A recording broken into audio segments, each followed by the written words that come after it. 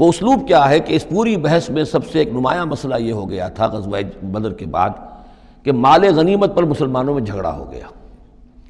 پہلی جنگ تھی، غنیمت کی تقسیم کیسے ہوگی، اس کا قانون کیا ہے، اس کا ضابطہ کیا ہے، وہ معلوم نہیں تھا۔ اور یہ کہ عام طور پر جو عرب میں پہلے رواج تھا وہ تو یہ تھا کہ جس کے ہاتھ جو لگ گیا بس وہ اس کا ہے۔ وہ تو لوٹ مار جانتے تھے، کوئی باقاعدہ جنگ جو ہے وہ تو ان کے ہاں اس طریقے سے منظم کوئی تنظیم تو تھی ہی نہیں، تو جو جس کے ہاتھ لگ گیا۔ اب لوگوں نے یہ سمجھا غزوہ بدر میں جس نے جو کچھ مال غنیمت جمع کیا وہ اس کا ہے۔ اب کچھ لوگوں نے کہا صاحب کہ ہم یہاں حضور کے حفاظت کے لیے مامور تھے، یہاں پہرے پر تھے، ہم تو مال جمع نہیں کر سکے، تو کیا مطلب ہے ہمارا کوئی حصہ نہیں ہوگا؟ یا یہ ہے کہ کچھ بزرگوں نے کہا جو وہ اتنی بھاگ دوڑ تو نہیں کر سکتے جتنے نوجوان کر سکتے تھے، بھاگ کر دوڑ کر ادھر سے ادھر جمع کر لینا، لیکن یہ کہ ان کی حیثیت ہوتی ہے، وجاہت ہوتی ہے، تو ایک جھگڑا پیدا ہو گیا کہ یہ کس طریقے سے تقسیم ہو، کس کا کتنا حق ہے۔ تو اس جھگڑے کا ذکر کر کے سورت شروع کی ہے، لیکن اس کے اوپر کوئی بات یہاں نہیں کی، بلکہ کیٹیگوریکل بات کی ہے کہ جڑ کاٹ دی اس کی، لیکن اس پر جو اصل حکم ہے وہ بعد میں آئے گا وسط سورت میں۔ مال غنیمت کے لیے یہاں لفظ آیا انفال، یسألونک عن الانفال۔ اے نبی یہ آپ سے انفال کے بارے میں پوچھ رہا ہے۔ انفال جمع نفل کی، نفل کہتے ہیں کسی اضافی شے کو، جیسے نماز فرض ہے، یہ سنت مؤکدہ ہے، یہ فلاں ہے، یہ نفل ہے، اضافی ہے، آپ کی مرضی پر ہے، پڑھیں نہ پڑھیں۔ تو جو کہ جنگ میں اصل شے جو مطلوب ہوتی ہے وہ فتح ہوتی ہے، مال غنیمت تو ایک اضافی شے، بونس ہے جو مل گیا، ورنہ اصل شے جو ہے وہ مال غنیمت جو ہے پیش نظر جنگ میں نہیں ہوتی۔ لوٹ مار میں اصل شے جو ہے وہ لوٹ مار کا مال ہوتا ہے، لیکن جب جنگ ہوتی ہے تو جنگ میں تو اصل چیز جو مقصود ہے وہ فتح ہے۔ تو اس حوالے سے مال غنیمت کو انفال کے لفظ سے تعبیر کیا گیا، یسألونک عن الانفال۔ اے نبی یہ آپ سے پوچھ رہے ہیں مال غنیمت کے بارے میں، قل الانفال للہ والرسول۔ پہلے تو جڑ کاٹ دی مسئلے، کہہ دیں کہ یہ انفال کل کے کل اللہ اور اس کے رسول کے ہیں، تم میں سے کسی کا کوئی حق ہے ہی نہیں، لاؤ سب جمع کر دو۔ یہ فتح جو ہے تمہارے ہاتھوں نہیں آئی ہے، یہ اللہ کی خصوصی مدد سے آئی ہے، لہذا کسی کا کوئی حق نہیں۔ زیرو لیول پر لا کر پھر ان کو سنبھالنا آسان تھا کہ جب معلوم ہو کہ سب کچھ ہاتھ سے دے کر، تو پھر تو ظاہر بات ہے کہ آدمی جو ہے جب ساری جاتی دیکھیے تو آدھی دیجے بانٹ والی بات ہے، پھر وہ کم کے اوپر بھی راضی ہو گئے۔ لیکن پہلا مسئلہ یہی تھا، قل الانفال للہ والرسول واتقوا اللہ، اللہ کا تقوی اختیار کرو، واصلحوا ذات بینکم، اور اپنے آپس کے معاملات کو درست کرو، واطیعوا اللہ ورسولہ، اور اللہ اس کے رسول کی اطاعت کرو، ان کنتم مؤمنین، اگر تم مومن ہو۔ گویا کہ جڑ ہی کاٹ دی، کسی کا کوئی حق اس میں ہے ہی نہیں، یہ سب اللہ اس کے رسول کے لیے، یعنی اسلامی ریاست کے لیے۔ اب یہاں جو آگے آیات آ رہی ہیں بڑی اہم ہے۔ بندہ مومن کی شخصیت کا جو حیولہ ہے اور بندہ مومن کی جو تعریف ہے، جامع ترین اور مختصر ترین الفاظ میں یہ آئی ہے سورہ حجرات میں۔ اس کے دو حصے ہیں، ایک تو ہے بندہ مسلم، مسلمان کے لیے تو 5 چیزیں ہیں، کلمہ شہادت، نماز، روزہ، حج، زکوٰۃ، لیکن حقیقی مومن کے لیے اس میں 2 اضافی چیزیں شامل کرنی پڑیں گی۔ وہ کیا ہیں؟ دلی یقین اور عملی جہاد۔ بندہ مومن کی شخصیت کے اندر یہ 2 رخ اور ہونے چاہیے۔ جو صرف مسلمان ہے، کلمہ شہادت، نماز، روزہ، حج، زکوٰۃ، بنی الاسلام علی 5، شہادت اللہ الہ الا اللہ وان محمد رسول اللہ واقام الصلاۃ وایتاء الزکوٰۃ وصوم رمضان وحج البیت۔ لیکن مومن، انما المؤمنون الذین آمنوا باللہ ورسولہ ثم لم یرتابوا، یقین والا ایمان، دل میں ایمان، وجاہدوا باموالہم وانفسہم فی سبیل اللہ، اور جہاد کریں اپنی جان اور مال کے ساتھ اللہ کی راہ میں۔ اب یہاں یوں سمجھیے کہ سورہ حجرات کی اس آیت نمبر 15 میں جو ڈیفینیشن آئی ہے، جیسے پرکار ہوتی ہے، پرکار کو کھول دیا۔ ایک حصے کی کیفیات کو یہاں اس سورہ انفال کے شروع میں لے آئے ہیں، اور دوسری جہاد والی کیفیات کو سورہ انفال کے آخر میں لے آئے ہیں۔ تو یہ پرکار یہاں کھلی ہوئی ہے اس ڈیفینیشن کی۔ تو ایک حصہ ڈیفینیشن کا یہاں آ رہا ہے، انما المؤمنون الذین اذا ذکر اللہ وجلت قلوبہم۔ اہل ایمان، حقیقی مومن تو وہ ہیں کہ جب اللہ کا ذکر کیا جاتا ہے تو ان کے دل لرز جاتے ہیں۔ وَإِذَا تُلِيَتْ عَلَيْهِمْ آیَاتُهُ، اور جب انہیں اس کی آیات پڑھ کر سنائی جاتی ہیں، زادتہم ایمانا، ان کے ایمان میں بڑھوتری ہوتی ہے، اضافہ ہوتا ہے۔ وَعَلَىٰ رَبِّهِمْ يَتَوَكَّلُونَ، اور وہ اپنے رب پر توکل کرتے ہیں۔ الَّذِينَ يُقِيمُونَ الصَّلَاةَ، جو نماز کو قائم رکھتے ہیں۔ وَمِمَّا رَزَقْنَاهُمْ يُنْفِقُونَ، اور جو کچھ ہم نے انہیں دیا ہے اس میں سے اللہ کے لیے، اللہ کے دین کے لیے خرچ کرتے ہیں۔ انفاق فی سبیل اللہ مراد ہے۔ اولئک هم المؤمنون حقا، یہ وہ لوگ ہیں جو سچے مومن ہیں، حقیقی مومن ہیں۔ لیکن نوٹ کر لیجئے یہ بھی ابھی آدھی ڈیفینیشن آئی ہے، اس سورہ مبارکہ کے آخر میں آئے گی اور وہاں جا کے پھر یہی الفاظ آئیں گے۔ یہ آیت نمبر 74 ہے، والذین آمنوا وہاجروا وجاہدوا فی سبیل اللہ والذین آووا ونصروا اولئک هم المؤمنون حقا لہم مغفرۃ ورزق کریم۔ اس کے بعد ایک آیت اور بعد میں ہے، سورت ختم ہو جاتی ہے۔ تو لاسٹ بٹ ون آیت اور ادھر پہلی کے بعد دوسری، ان دو جگہ پر ایمان کے حقائق کو تقسیم کر کے پرکار کو کھول کر گویا کہ پوری صورت کو ان دو کے درمیان میں لے لیا گیا ہے، گود میں لے لیا گیا ہے۔ ایمان کی ڈیفینیشن کے یہ دو حصے جو ہیں ان کی گود میں۔ اب یہاں سے شروع ہو رہا ہے غزوہ بدر کا۔ کما اخرجک ربک من بیتک بالحق، جیسے کہ نکالا آپ کو اے نبی آپ کے رب نے آپ کے گھر سے حق کے ساتھ، یعنی آپ کا یہ بدر کی طرف روانہ ہونا جو ہے یہ اللہ تعالیٰ کی ایک اسکیم کا حصہ تھا، اللہ کی اپنی ایک تدبیر ہے۔ وَإِنَّ فَرِيقًا مِّنَ الْمُؤْمِنِينَ لَكَارِهُونَ، اہل ایمان میں سے کچھ لوگ اسے پسند نہیں کر رہے تھے۔ یہ کون لوگ؟ یہ ہے وہ پہلی مشاورت جو مدینہ ہی میں ہوئی ہے۔ ان میں ظاہر بات ہے مدینہ میں منافق بھی تھے، جن کا خیال یہ تھا لڑنے بھیڑنے کا، لوٹ مار کرنے کا یہ کوئی فائدہ ہے بھلا، بس ٹھیک تبلیغ کرنی چاہیے، اچھی بات کہنی چاہیے، نیک بات کہنی چاہیے، یہ کیا طریقہ ہے؟ منافقین کا ایلیمنٹ موجود تھا جو اس کو پسند ہی نہیں کرتے تھے، اس لیے کہ جنگ کا سلسلہ چل نکلا تو ہمیں بھی جانا پڑے گا، ہماری جان اور مال کے اوپر بھی آنچ آئے گی، تو نپ دی ایول ان دی بڈ، اس سے تو بہتر ہے کہ اس کو یہیں پر ختم کرو۔ اس اعتبار سے ویسے بھی کچھ انسانی فطرت ایسی ہوتی ہے، کچھ نیک سرشت لوگ بھی ہوتے ہیں کہ آخر اس سے کیا فائدہ نکلے گا، ابھی کوئی خاص جو ہے قریش کی طرف سے تو اقدام ہوا نہیں تھا، ہم آگے بڑھ کر جو ہے یہ جو بات اقدام کر رہے ہیں تو آخر اس کا فائدہ کیا ہے؟ تو یہ اس قسم کی باتیں اس وقت کہی گئیں۔ ان فریقا من المؤمنین لکارہون، اب یہ مومنین ان میں سے اہل نفاق بھی ہو سکتے ہیں اور سادہ لوگ اور نیک دل جو مسلمان ہیں وہ بھی ہو سکتے ہیں۔ یجادلونک فی الحق بعد ما تبین کانما یساقون الی الموت وهم ینظرون، اور وہ جھگڑ رہے تھے آپ سے حق کے معاملے میں جبکہ بات ان پر بالکل واضح ہو چکی تھی۔ یہ دوسری آیت میرے نزدیک جو دوسری مشاورت ہوئی ہے مقام صفرا پر، اس سے متعلق ہے۔ وہ یہ کہ وہاں سے جب مکے سے آپ چلے ہیں تو اس وقت تک کسی لشکر وغیرہ کی کوئی اطلاع نہ آپ کو تھی اور نہ اس کا کوئی گمان تھا ابھی، وہ تو ایسے ہی تھا جیسے پہلے 8 مرتبہ جو ہے وہ جو ایکسکرشنز جو ہوئی تھیں، جس طریقے کی مہمات بھیجی گئی تھیں، یہ اسی طرح کی ایک مہم ہے۔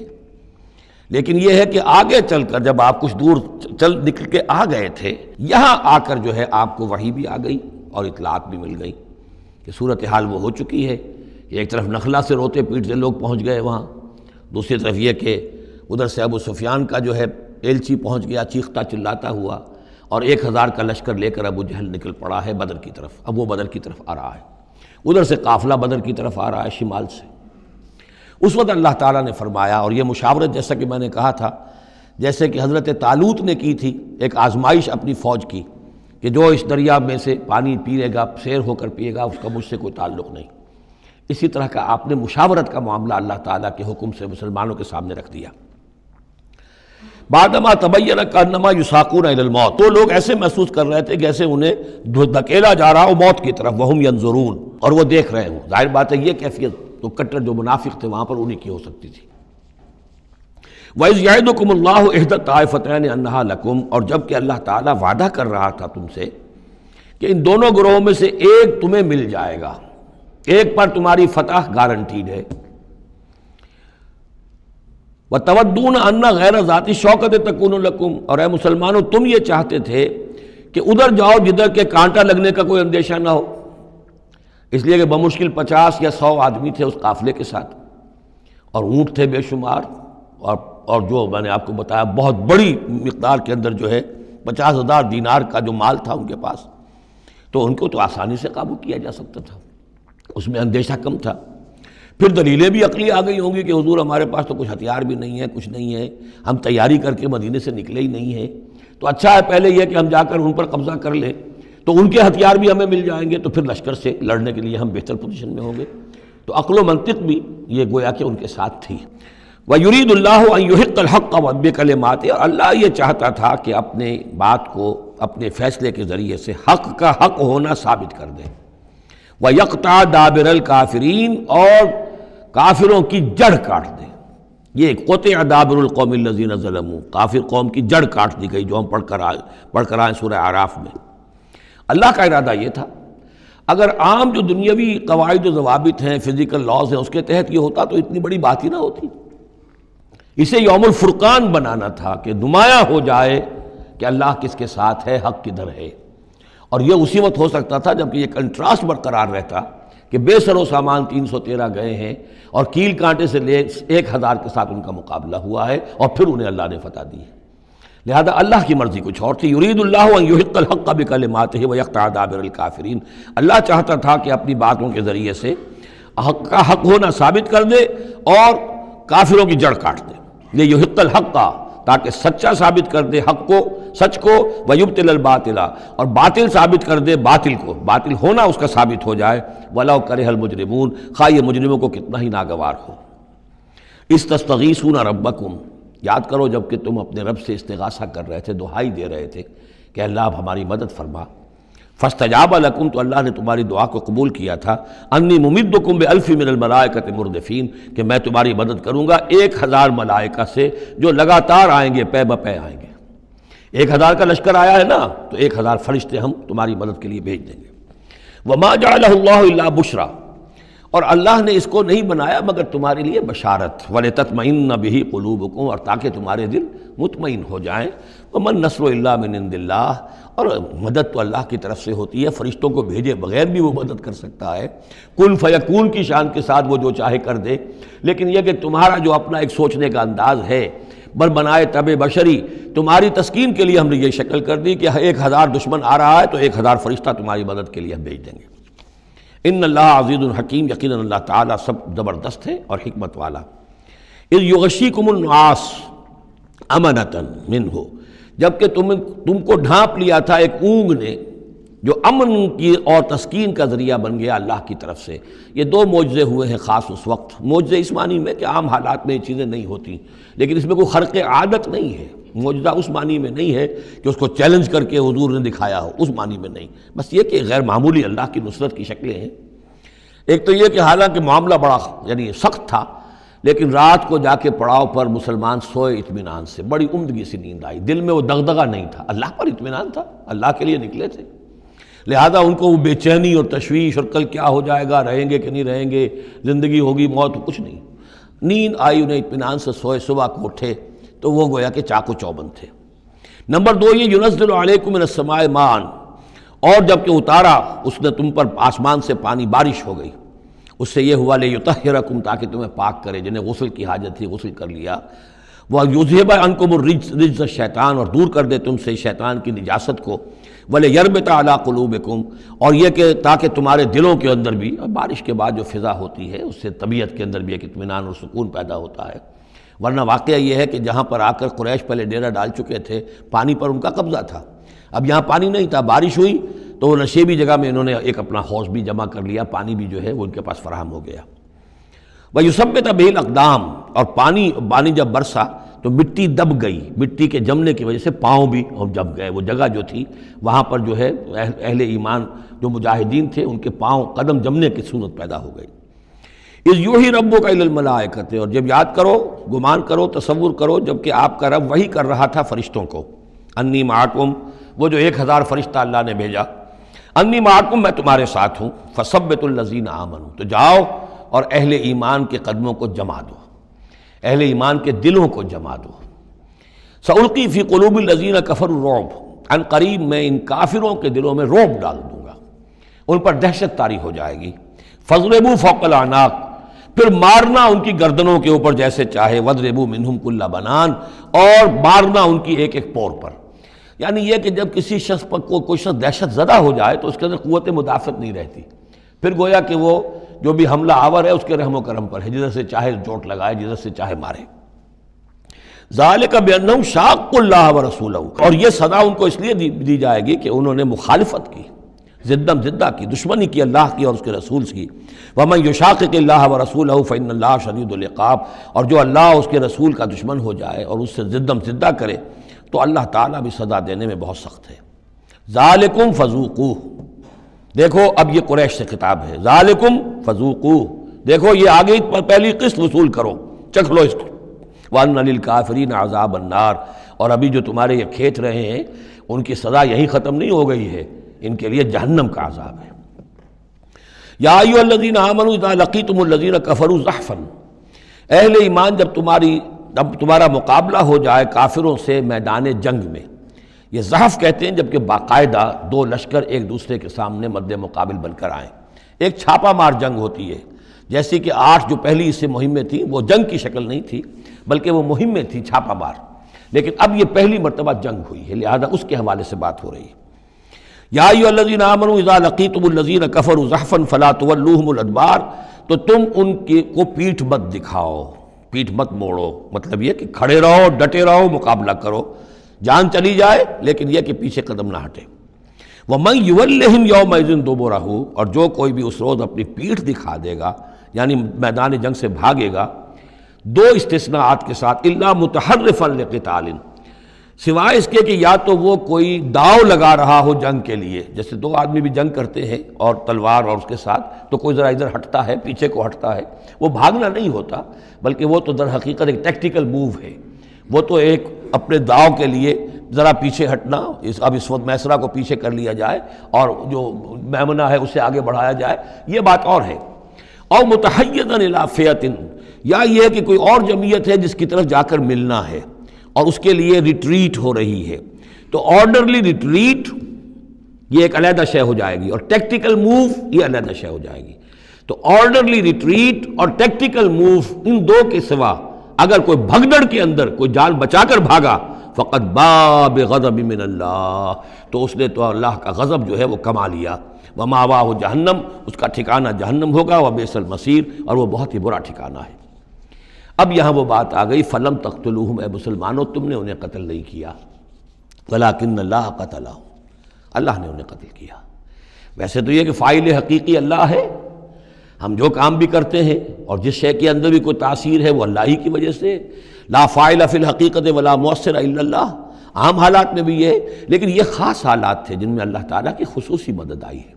فلم تقتلوہم ولکن اللہ قتلہم وما رمیت اذ رمیت ولکن اللہ رما، اور اے نبی آپ نے بھی جو کنکریوں کی مٹھی بھر کر پھینکی تھی، آپ نے کنکریاں لیں اپنی مٹھی میں اور پھینکا کفار کے لشکر کی طرف، شاہت الوجوہ، چہرے جو ہیں بگڑ جائیں، تو یہ پتہ نہیں کہاں تک اللہ نے ان کنکریوں کو پہنچایا ہے۔ تو فرمایا اور آپ نے جب وہ کنکریوں کی مٹھی پھینکی تھی، ما رمیت اذ رمیت، آپ نے نہیں پھینکی تھی، ولکن اللہ رما، یہ تو اللہ تعالیٰ نے پھینکی تھی۔ ہاتھ ہے اللہ کا، بندہ مومن کا ہاتھ۔ وَلِيُبْلِيَ الْمُؤْمِنِينَ مِنْهُ بَلَاءً حَسَنًا، تاکہ اللہ تعالیٰ اہل ایمان کے جوہر نکھارے، ان کے اندر کی چھپی ہوئی جو صلاحیتیں ہیں مخفی ہیں انہیں اجاگر کرے۔ یہ ذرا نوٹ کر لیجئے، بلا یبلو کے معنی ہوتا ہے آزمانا، تکلیف میں ڈال کر کسی آزمائش میں۔ ابلا یبلی جب یہ باب افعال سے آتا ہے تو کسی کے جوہر کو نکھارنا، کسی کی جو خابیدہ جو ہیں اس کی صلاحیتیں ان کو ابھارنا، یہ ہے ابلا۔ لیبلی المؤمنین منہ بلاء حسنا، تاکہ اللہ تعالیٰ خوب اہل ایمان کے اوپر ان کے جو ہے جوہر نکھارے۔ ان اللہ سمیع علیم، یقیناً اللہ سب کچھ سننے والا اور جاننے والا ہے۔ ذالکم وان اللہ موہن کید الکافرین، یہ تو ہو چکا، اب اس جنگ کا جو نتیجہ تھا قریش تم نے دیکھ لیا، لیکن آئندہ بھی سمجھ لو اللہ تعالیٰ کافروں کے تمام چالوں کو ناکام بنا دے گا۔ یہ اہل ایمان سے بھی خطاب ہو گیا اور یہ کہ کفار کے لیے بھی، اور پھر کفار سے خطاب ہے، ان تستفتحوا فقد جاءکم الفتح۔ اصل میں ابو جہل جو لشکر کا وہ سمجھیے کمانڈر ان چیف کی حیثیت سے آیا تھا، اسے اتنا یقین تھا کہ میں نے اتنی تیاری کی ہے، اتنا ساز و سامان ہے کہ ہم مسلمانوں کو کچل کر رکھ دیں گے، تو پہلے سے پروپیگنڈا شروع کر دیا تھا، یہ یوم الفرقان ہوگا، یہ پتہ چل جائے گا اللہ کس کے ساتھ ہے۔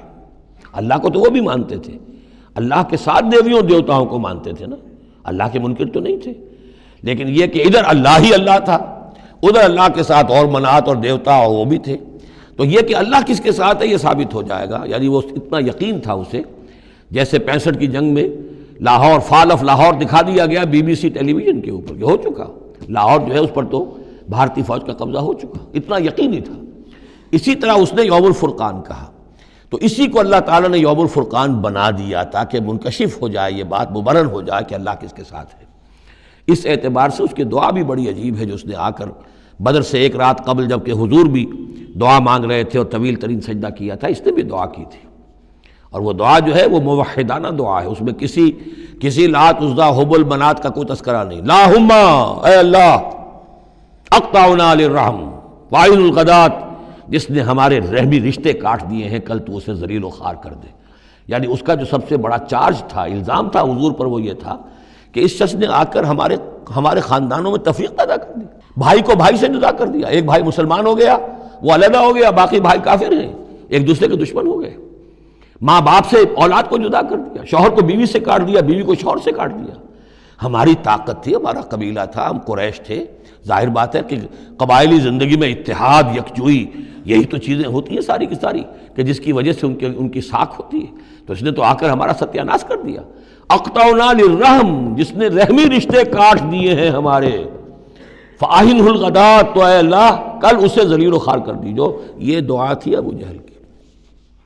بہرحال اللہ تعالیٰ اب ان سے خطاب کر کے کہہ رہے ہیں کہ اے مشرکین مکہ، ان تستفتحوا، اگر تو تم چاہتے تھے کہ فیصلہ ہو جائے، فقد جاءکم الفتح، تو فتح فیصلہ ہو چکی، فیصلہ اللہ کا آ چکا، معلوم ہو گیا کہ حق کدھر ہے، باطل کدھر ہے۔ وَإِن تَنْتَهُوا فَهُوَ خَيْرٌ لَكُمْ، اب بھی اگر تم باز آ جاؤ تو یہ تمہارے لیے بہتر ہے۔ وَإِن تَعُودُوا نَعُودْ، اگر دوبارہ اعادہ کرو گے ہم بھی یہی کچھ دوبارہ کریں گے۔ وَلَن تُغْنِيَ عَنْكُمْ فِئَتُكُمْ شَيْئًا، اور تمہاری یہ نفری اور جمعیت اور تمہاری یہ تعداد تمہیں کسی کام نہیں آ سکے گی۔ وَلَوْ كَثُرَتْ، خواہ وہ بہت ہو، وَأَنَّ اللَّهَ مَعَ الْمُؤْمِنِينَ، اور یہ کہ اللہ اہل ایمان کے ساتھ ہے۔ یا ایھا الذین آمنوا، اب یہ جو رکوع آ رہا ہے تیسرا، یہ بہت ہی جامع، بہت اہم ہے۔ اس میں سے دو جو تین آیتوں کے گروپ ہیں وہ تو خاص طور پر ہماری توجہ کے اور مسلمانان پاکستان کی توجہ کے لیے بڑے اہم ہیں۔ یا ایھا الذین آمنوا اطیعوا اللہ ورسولہ ولا تولوا عنہ وانتم تسمعون، اہل ایمان اللہ اور اس کے رسول کی اطاعت کرو اور نہ منہ موڑو اس سے جب کہ تم سن رہے ہو۔ یعنی جب اللہ کے رسول نے کہا تھا کہ چلو بدر کی طرف، تو تمہاری یہ رد و قدا اور یہ پاؤں پیٹنا جس کو کہتے ہیں، یہ مختلف الفاظ اس کے لیے محاوروں میں آتے ہیں، تو یہ جو تم کر رہے تھے کیوں کر رہے تھے؟ جب اللہ اور اس کے رسول کی طرف سے بات آئی تھی تو ہر ایک کو کہنا چاہیے تھا سمعنا واطعنا، جو آپ کا حکم ہو۔ اطیعوا اللہ واطیعوا الرسول ولا تولوا عنہ وانتم تسمعون، ظاہر بات ہے یہ تمام مسلمانوں سے بات نہیں ہے، یہاں بھی ذہن میں رکھیے وہی جنہوں نے کمزوری دکھائی تھی ان کی طرف اشارہ ہے۔ ولا تکونوا کالذین قالوا سمعنا وهم لا يسمعون، ان لوگوں کے مانند نہ ہو جاؤ جو کہتے ہیں کہ ہم نے سن لیا، حقیقت میں وہ سنتے نہیں ہیں۔ یعنی دل اڑا ہوا ہے، طبیعت جو ہے وہ یکسو ہے ہی نہیں، تو کیا سننا ہے، سنا انسنا ہو گیا۔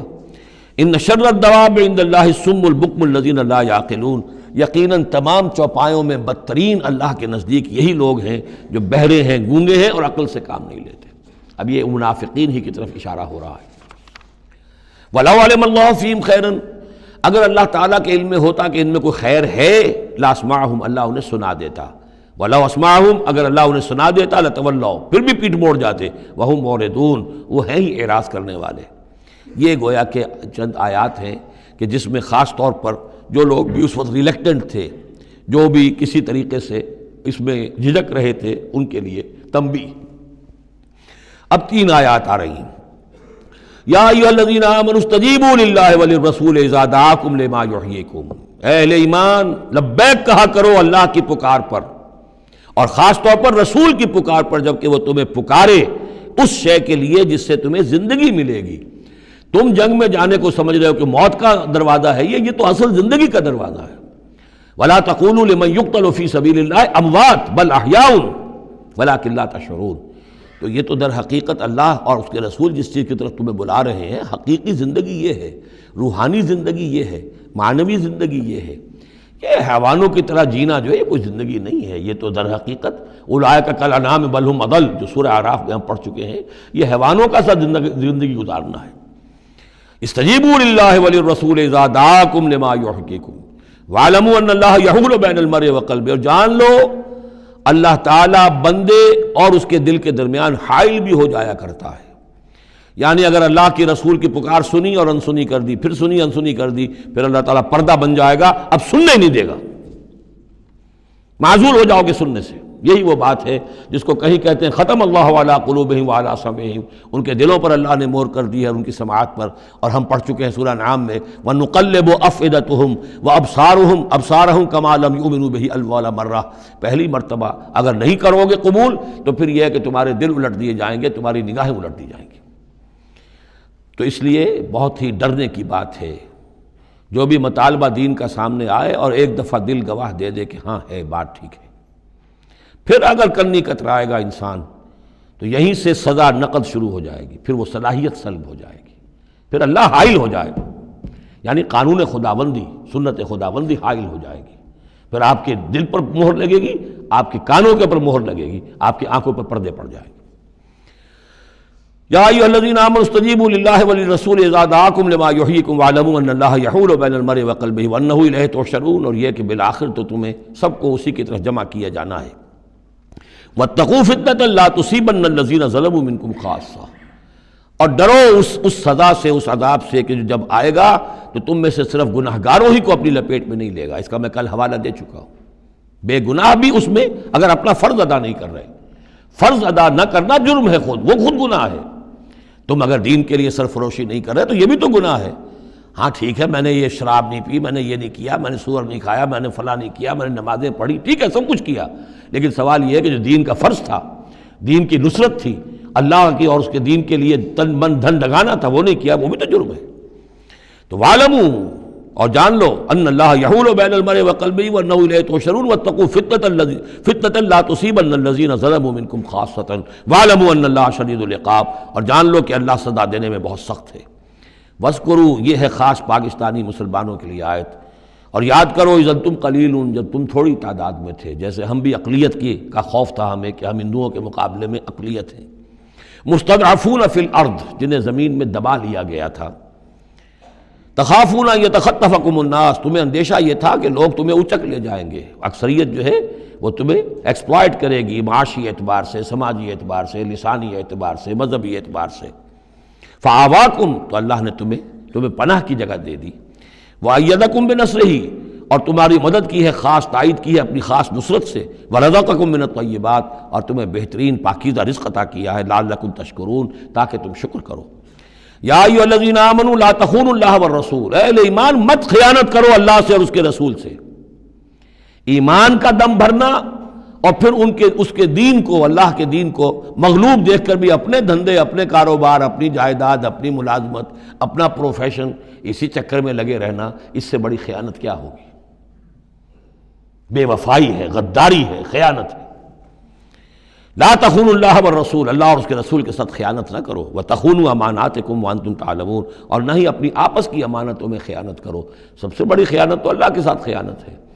سب سے بڑی وہ امانت جو اللہ نے اپنی روح تم میں پھونکی ہے، اس کا حق اگر تم ادا نہیں کر رہے ہو تو سب سے بڑی خیانت یہ ہے، جس کو کہ فرمایا گیا ہے سورہ احزاب میں، ہم نے آسمانوں پر، زمین پر، پہاڑوں پر پیش کی. اِنَّا عَرَضْنَا الْأَمَانَةَ عَلَى السَّمَاوَاتِ وَالْأَرْضِ وَالْجِبَالِ فَأَبَيْنَ أَن يَحْمِلْنَهَا وَأَشْفَقْنَ مِنْهَا وَحَمَلَهَا الْإِنسَانُ. تو بہت بڑی بڑی امانتیں تمہارے پاس ہیں. دین کی امانت ہے، قرآن کی امانت ہے، شریعت کی امانت ہے، یہ سب امانتیں محمد رسول اللہ کی. وَاعْلَمُوا أَنَّمَا أَمْوَالُكُمْ وَأَوْلَادُكُمْ فِتْنَةٌ، اور جان لو تمہاری اولاد اور تمہارے اموال تمہارے لیے فتنہ ہے. یہی روکتے ہیں، یہی دو بیڑیاں ہیں جو پاؤں میں پڑی رہتی ہیں، مال اور اولاد. اولاد کو اعلیٰ سے اعلیٰ تعلیم دلانی ہے، اس کے لیے بڑی بڑی فیسیں دینی پڑتی ہیں. اس کے لیے ظاہر بات ہے کہ اپنا ایک ایک قطرہ جو ہے پسینے کا اور خون کا لگائیں گے تو کہیں جا کر وہ ساری چیزیں فراہم ہوگی. آدمی کھپ گیا اسی کے اندر، اولاد کے لیے یا مال کے لیے. پھر کہاں سے وقت لائیں دین کے لیے اور دین کے لیے نصرت کے لیے؟ کہاں کوئی رمق جسم کے اندر باقی رہ جاتی ہے. جان لو کہ تمہارے اموال اور تمہاری اولاد تمہارے لیے فتنہ ہے. فتنہ کہتے ہیں جس پر کسی کو پرکھا جائے، کسوٹی جس کے اوپر پرکھا جا رہا. وَأَنَّ اللَّهَ عِندَهُ أَجْرٌ عَظِيمٌ، اور یقیناً اللہ ہی کے پاس ہے بڑا اجر.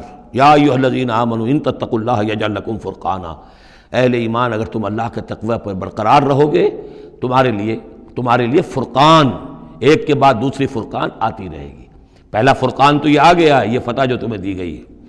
وَيُكَفِّرْ عَنْكُمْ سَيِّئَاتِكُمْ، اور یہ کہ تمہارے سے تمہاری جو کمزوریاں ہیں، برائیاں ہیں، وہ اللہ تعالیٰ دور کر دے گا. وَيَغْفِرْ لَكُمْ، اور بخش دے گا. وَاللَّهُ ذُو الْفَضْلِ الْعَظِيمِ، اللہ بڑے فضل والا ہے. وَإِذْ يَمْكُرُ بِكَ الَّذِينَ كَفَرُوا، اب یہ ہجرت سے پہلے جو صورتحال تھی مکے میں کہ قریش کے سردار بیٹھتے تھے دارالندوہ میں، کیا کریں اب ہم محمد صلی اللہ علیہ وسلم کو قتل کر دیں، سازشیں ہوتی تھیں، اور اسی طریقے سے انہیں قید کر دیں، کہیں یہاں سے نکلنے پہ مجبور کر دیں، تو وہ جو سازشیں ان کی ہوتی تھیں اور مشورے ہوتے تھے ان کا ذکر ہے۔ اور جب یاد کیجئے جب کہ وہ لوگ جو کافر ہوئے، یہ کافر لوگ آپ کے بارے میں مشورے کرتے تھے، چالیں چلتے تھے، اسکیمیں بناتے تھے، سازشیں کرتے تھے، لیسبتو کا نمبر ایک تو یہ کہ آپ کو کہیں قید کر دیں، اور یقتلو کا یا قتل کر دیں، اور یخرجو کا یا آپ کو اپنی بستی سے کہیں نکال دیں۔ وَيَمْكُرُونَ وَيَمْكُرُ اللَّهُ، وہ بھی چالیں چل رہے تھے، ان کی بھی اسکیمز تھیں اور اللہ کی اپنی اسکیم تھی۔ وَاللَّهُ خَيْرُ الْمَاكِرِينَ، اور ظاہر بات ہے کہ اللہ تعالیٰ بہترین ہے پلاننگ کرنے والا اور بہترین ہے تدبیر فرمانے والا۔ وَإِذَا تُتْلَىٰ عَلَيْهِمْ آيَاتُنَا قَالُوا قَدْ سَمِعْنَا لَوْ نَشَاءُ لَقُلْنَا مِثْلَ هَٰذَا، اور جب انہیں ہماری آیات پڑھ کے سنائی جاتی ہے تو وہ کہتے ہیں ٹھیک ہے، بہت سن لی ہم نے یہ آیات، بہت محمد آپ نے سنا لیا، کوئی ایسی بات بھی نہیں ہے، ہم چاہیں گے تو ایسا ہی کلام ہم بھی کہہ لیں گے۔ جرت نہیں کی کسی نے کہ آئے کہ یہ کلام میں نے موضوع کیا ہے اور یہ قرآن کے برابر ہے، تو کوئی کمیشن بٹھا لیجئے، کوئی سازش بنا لیجئے کہ تو طے کریں، یہ جرت نہیں ہوئی۔ لیکن یہ کہہ دینے میں تو کوئی بات نہیں تھی، زبان کون پکڑے گا؟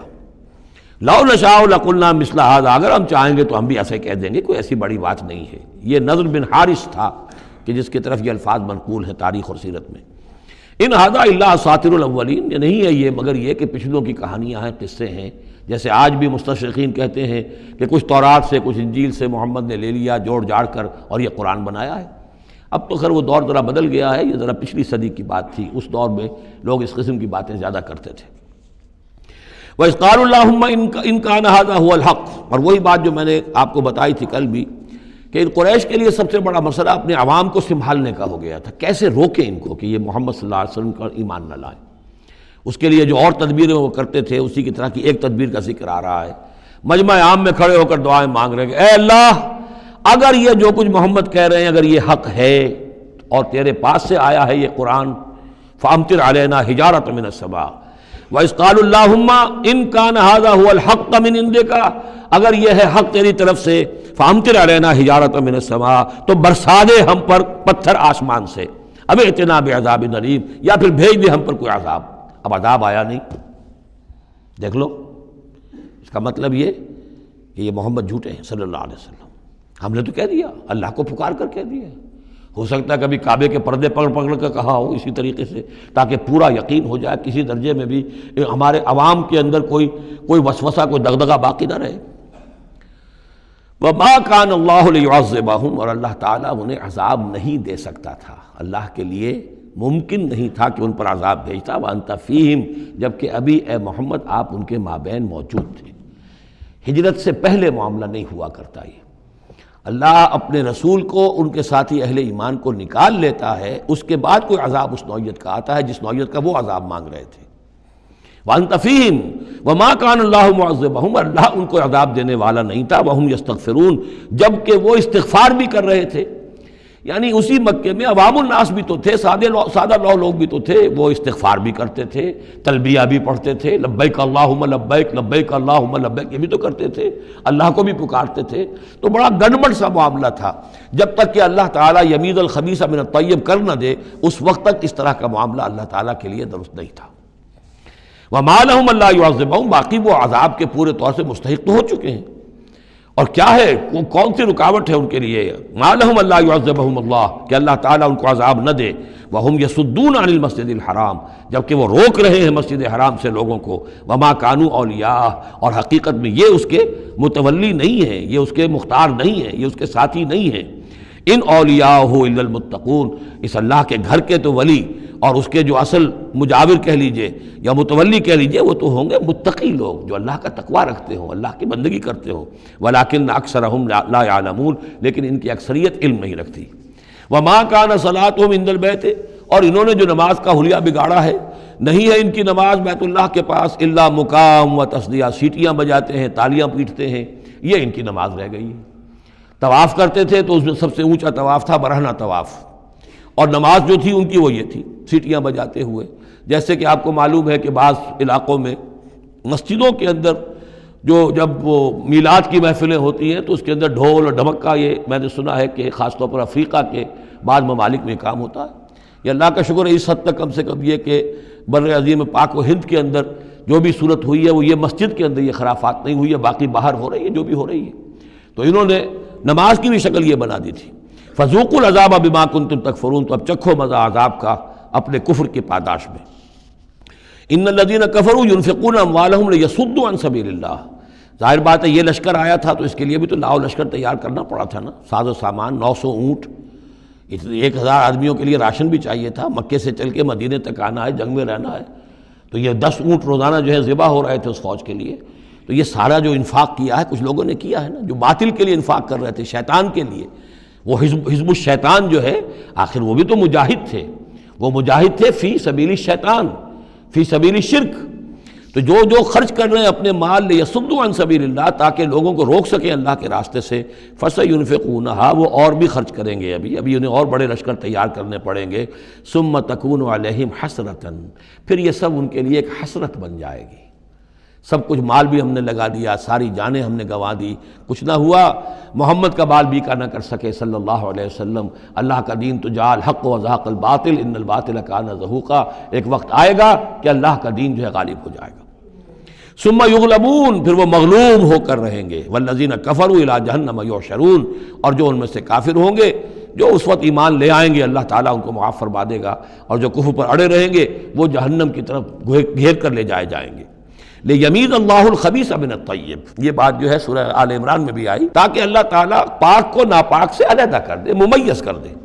وَيَجْعَلَ الْخَبِيثَ بَعْضَهُ عَلَى بَعْضٍ، اور جو ناپاک ہے اس کو ایک دوسرے کے اوپر سٹیک کرتا چلا جائے، فَيَرْكَمُهُ، اس کا ڈھیر کر دے، جَمِيعًا، اور ان کو سب کو فَيَجْعَلَهُ فِي جَهَنَّمَ، اور سب کو پھر جہنم میں جھونک دے۔ یعنی یہ کہ یہ پہلے تو یہ سفٹنگ کرنی ہوگی، یہ طیب ہے، یہ خبیث، خبیث کو ایک دوسرے کے اوپر سٹیک کیجئے اور پھر اس کو جہنم میں ایک ہی مرتبہ دھکا دے دیجئے۔ لیمیز اللہ الخبیث من الطیب ویجعل الخبیث بعضه علی بعض فیرکمہ جمیعا فیجعلہ فی جہنم اولئک هم الخاسرون، یقیناً یہی لوگ ہیں خسارے پانے والے۔ قل للذین کفروا ان ینتہوا یغفر لهم ما قد سلف، اعلان کر دیجئے محمد صلی اللہ علیہ وسلم ان کافروں کے سامنے، اب بھی اگر باز آ جائیں تو جو کچھ ہو چکا ہے وہ معاف کر دیا جائے گا، اب بھی موقع ہے، اب بھی ایمان لے آؤ۔ یعودو، اور اگر وہ ارادہ کریں گے دوبارہ یہی کچھ کریں گے، فقط مدد سنت الاولین، تو پچھلوں کی بھی داستانیں گزر چکی ہیں، ان کی جو بھی کچھ ان پر ہوا ہے وہ سب کو معلوم ہے۔ اب ظاہر بات ہے کہ وہ مکی قرآن تو نازل ہو چکا تھا، سورہ اعراف بھی نازل ہو چکی، سورہ انعام بھی نازل ہو چکی، جو کچھ ہوا ہے قوم ہود کے ساتھ، قوم صالح کے ساتھ، قوم شعیب کے ساتھ، اس ساری داستانیں تو تھی، فقط مدد سنت الاولین، اگلوں کا جو طریقہ اور راستہ تھا وہ تو گزر چکا ہے، وہ سب کے سامنے آ چکا ہے۔ وَقَاتِلُوهُمْ حَتَّى لَا تَكُونَ فِتْنَةٌ وَيَكُونَ الدِّينُ كُلُّهُ لِلَّهِ، یہ سورہ بقرہ میں بھی آیت آئی تھی اور اب آئی ہے اضافی شان کے ساتھ، یعنی اے مسلمانوں اب تمہاری یہ دعوت و تحریک جو ہے یہ اس مرحلے میں داخل ہو گئی، آرمڈ کانفلکٹ۔ اب یہ 15 برس کے بعد حضور نے جب دعوت کا آغاز کیا ہے مکے میں، اس کے بعد سے 15 برس گزر چکے، اب وہ دعوت، تنظیم، تربیت، صبر محض کا دور ختم ہوا، پیسو ریزسٹنس کا دور ختم ہوا، اب ایکٹیو ریزسٹنس کی محمد نے صلی اللہ علیہ وسلم اقدام کیا، اور اقدام کے نتیجے میں آخری اور چھٹا مرحلہ آ گیا، یعنی آرمڈ کانفلکٹ۔ اب تلوار سے ٹکرا چکی، اب تمہاری تلواریں نیام میں نہیں جائیں گی جب تک کام مکمل نہ ہو جائے، اور کام کی تکمیل کیا ہے؟ فتنہ بالکل ختم ہو جائے۔ وَقَاتِلُوهُمْ حَتَّى لَا تَكُونَ فِتْنَةٌ، فتنہ وہ کیفیت ہے کہ جس میں ایمان پر قائم رہنا، ایمان پر عمل کرنا مشکل ہو جائے۔ جب باطل کا غلبہ ہے تو ایک بندہ مومن کے لیے ایمان پر پوری طریقے سے کاربند ہونا مشکل ہے، لہذا اس صورتحال کو ختم کرو، یعنی اب دین کا غلبہ ہو جائے۔ حَتَّى لَا تَكُونَ فِتْنَةٌ وَيَكُونَ الدِّينُ كُلُّهُ لِلَّهِ، دین بھی جزوی نہیں، کل کا کل دین اللہ ہی کے تابع آ جائے۔ فَإِنِ انْتَهَوْا فَإِنَّ اللَّهَ بِمَا يَعْمَلُونَ بَصِيرٌ، پھر اگر وہ باز آ جائے تو جو کچھ وہ کر رہے ہیں اللہ اسے دیکھ رہا ہے۔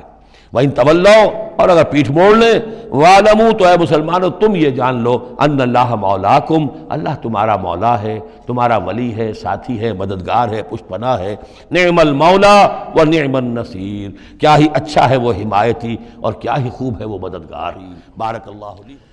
وَاعْلَمُوا أَنَّمَا غَنِمْتُم مِّن شَيْءٍ فَأَنَّ لِلَّهِ خُمُسَهُ وَلِلرَّسُولِ وَلِذِي الْقُرْبَى وَالْيَتَامَى وَالْمَسَاكِينِ وَابْنِ السَّبِيلِ إِن كُنتُمْ آمَنتُم بِاللَّهِ وَمَا أَنزَلْنَا عَلَىٰ عَبْدِنَا وما انزلنا على عبدنا يوم الفرقان يوم التقى الجمعان واللہ على كل شيء قدیر صدق اللہ العظیم۔ اب یہاں وہ مال غنیمت کا حکم بیان ہو رہا ہے۔ وَاعْلَمُوا جان لو انما غنمتم من شيء، جو بھی غنیمت تمہیں حاصل ہوئی ہے، فَأَنَّ لِلَّهِ خُمُسَهُ، تو اس کا خمس پانچواں حصہ تو اللہ کے لیے ہے، وَلِلرَّسُولِ اور رسول کے لیے ہے، وَلِذِي الْقُرْبَى اور رسول کے قرابت داروں کے لیے ہے۔ یہ بات سمجھ لیجئے یہاں اچھی طرح کہ در حقیقت حضور صلی اللہ علیہ وسلم کا جو معاش کا معاملہ تھا، جب تک آپ مکے میں تھے حضرت خدیجہ الکبریٰ رضی اللہ تعالی عنہ کی دولت جو ہے اس سے آپ کا کام چل رہا تھا، جو بھی بچا کچا ان کا سرمایہ تھا۔ مدینے میں آ کر ظاہر بات ہے کہ اب آپ کے پاس اپنا کوئی ذریعہ معاش نہیں تھا، نہ آپ کوئی تجارت کرتے تھے، تو اب آپ کے اخراجات اور پھر یہ کہ آپ کے بھی قرابت دار ہیں، آپ کی ازواج مطہرات ہیں، ان کے اخراجات کہاں سے آئیں گے؟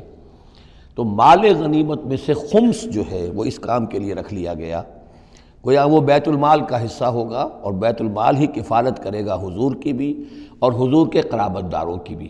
اس کے علاوہ اس بیت المال میں یتامى والمساکین وابن السبیل، اس میں حصہ ہوگا یتیموں کے لیے بھی اور مساکین اور محتاجوں کے لیے بھی اور مسافروں کے لیے بھی۔ یہ گویا کہ پانچواں حصہ مال غنیمت کا تو ہو گیا، سرکار سمجھ لیجیے سرکاری ہو گیا، لیکن اس سرکار میں سب سے بڑا خرچ جو ہے وہ در حقیقت محمد رسول اللہ صلی اللہ علیہ وسلم کے ذاتی آپ کے اخراجات، آپ کے ازواج مطہرات کا نان نفقہ، آپ کے قرابت داروں کا ذوی القربیٰ، جس میں آپ کو بھی تو ظاہر بات ہے کہ کچھ نہ کچھ صلہ رحمی آپ فرماتے تھے، تو اس کے لیے، اور یہ کہ یتیموں اور مساکین کے لیے وابن السبیل۔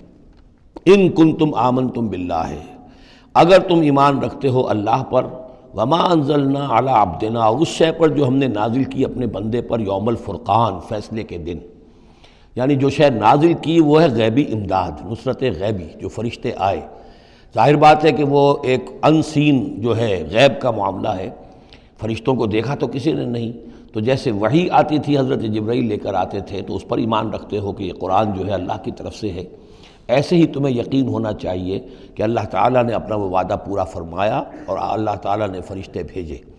تو اگر تمہیں وہ یقین ہے تو پھر تم اس حکم کو پورے طور پر یوں سمجھیے کہ دلی طور پر اس کو قبول کرو، خوش دلی کے ساتھ پوری طریقے سے، کہ خمس جو ہے وہ تو اللہ اور اس کے رسول کا، بیت المال کا۔ بقیہ کے بارے میں حضور نے فرما دیا کہ 4/5 جو ہے یہ اب تقسیم ہو جائے گا مجاہدین کے درمیان۔ اس میں اس سے کوئی بحث نہیں ہے کہ کس نے کتنا جمع کیا، سارا مال ایک جگہ جمع ہوگا اور پھر اس کے حصے لگیں گے، چاہے کوئی پہرے پر تھا، جنگ کی نوبت ہی نہیں آئی، چاہے یہ کہ کوئی باقاعدہ جنگ میں کسی نے حصہ لیا، چاہے کسی نے مال غنیمت جمع کیا، چاہے نہیں کیا، جو بھی جنگ میں ہے ان کو برابر کا حصہ ملے گا۔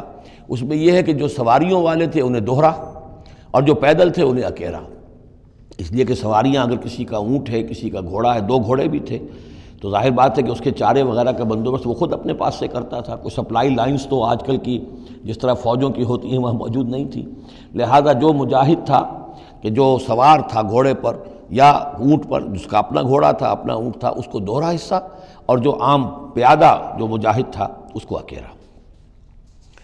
وَاعْلَمُوا أَنَّمَا غَنِمْتُم مِّن شَيْءٍ فَأَنَّ لِلَّهِ خُمُسَهُ وَلِلرَّسُولِ وَلِذِي الْقُرْبَى وَالْيَتَامَى وَالْمَسَاكِينِ وَابْنِ السَّبِيلِ إِن كُنتُمْ آمَنتُم بِاللَّهِ وَمَا أَنزَلْنَا عَلَىٰ عَبْدِنَا يَوْمَ الْفُرْقَانِ يَوْمَ الْتَقَى الْجَمْعَانِ، اس فرقان والے دن، فیصلے کے دن، جس دن کی 2 فوجیں بھڑ گئی تھیں۔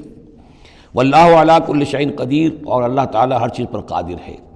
اِذْ أَنتُم بِالْعُدْوَةِ الدُّنْيَا وَهُمْ بِالْعُدْوَةِ الْقُصْوَىٰ، اصل میں یہ جو وادی ہے جس میں بدر واقع ہوا ہے، یہ ایک گھاٹی سی ہے جو دونوں کناروں کے اوپر تو بہت تنگ ہے لیکن درمیان میں بہت کھل کر میدان بن جاتا ہے۔ اس کا ایک سرا جو ہے وہ شمال کی طرف نکل جاتا ہے اور وہ جا رہا ہے شام کی طرف، ایک سرا جنوب کی طرف ہے اور وہ جاتا ہے مکے کی طرف، ایک مشرق کی طرف آتا ہے کہ جو مدینے کی طرف آ رہا ہے، اور اکثر و بیشتر جو پہلے حاجی جاتے تھے وہ اسی راستے پر تھے، یہی راستہ تھا۔ اب تو جو نیا طریق الہجرہ بڑی اعلیٰ سڑک بن گئی ہے تو لوگوں کو ان مقامات سے گزرنے کا موقع نہیں ملتا، ورنہ بدر سے ہو کر ہی راستہ گزرتا تھا۔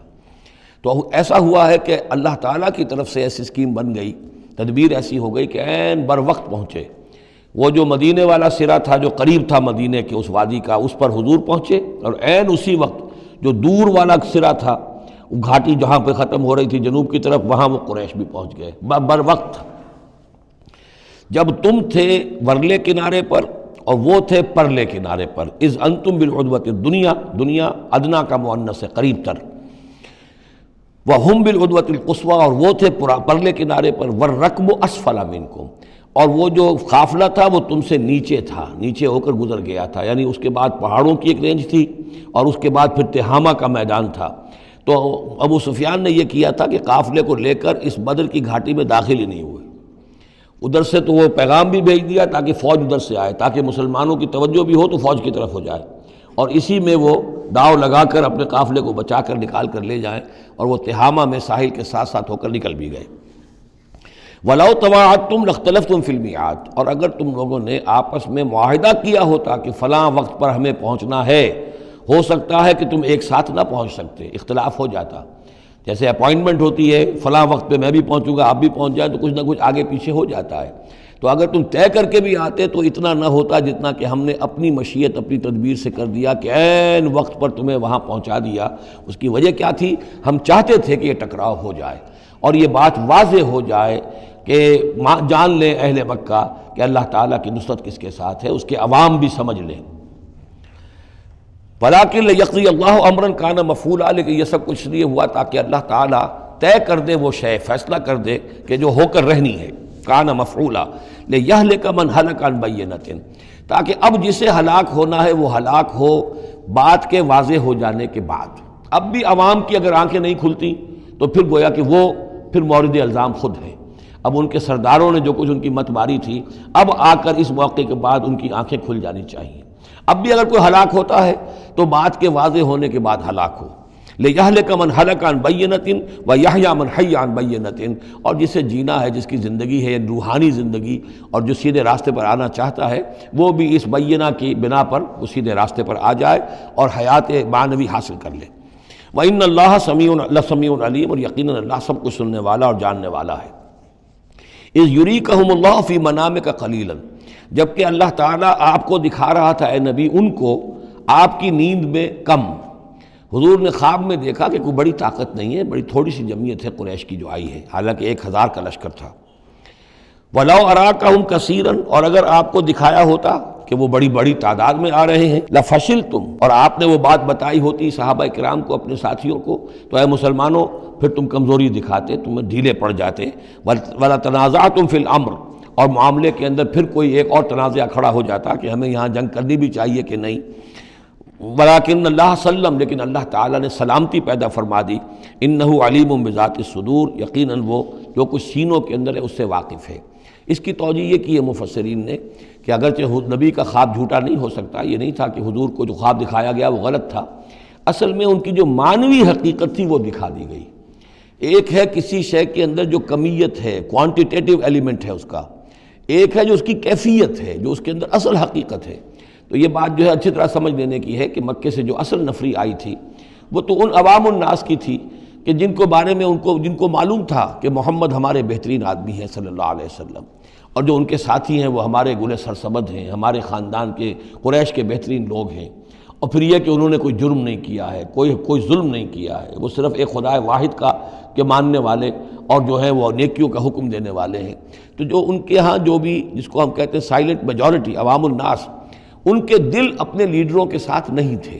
آ تو گئے تھے، وہ ظاہر ہے کہ ان کا جبر تھا، ان کا فیصلہ تھا، لیڈروں کا حکم تھا، آ گئے تھے، لیکن مارے باندھے کو آئے ہوئے تھے۔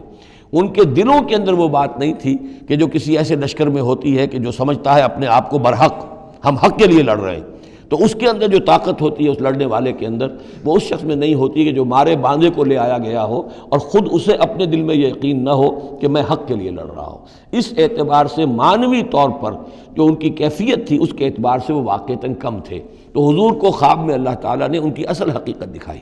وَإِذْ يُرِيكُمُوهُمْ إِذْ الْتَقَيْتُمْ فِي أَعْيُنِكُمْ قَلِيلًا وَيُقَلِّلُكُمْ فِي أَعْيُنِهِمْ، مزید برآں اللہ نے یہ کیا کہ جب دونوں لشکر ٹکرائے ہیں تو ایسی کیفیت پیدا کر دی کہ مسلمانوں کو بھی وہ تھوڑے لگ رہے تھے کہ کوئی زیادہ لوگ نہیں ہیں، اور انہیں بھی مسلمان تھوڑے نظر آ رہے تھے۔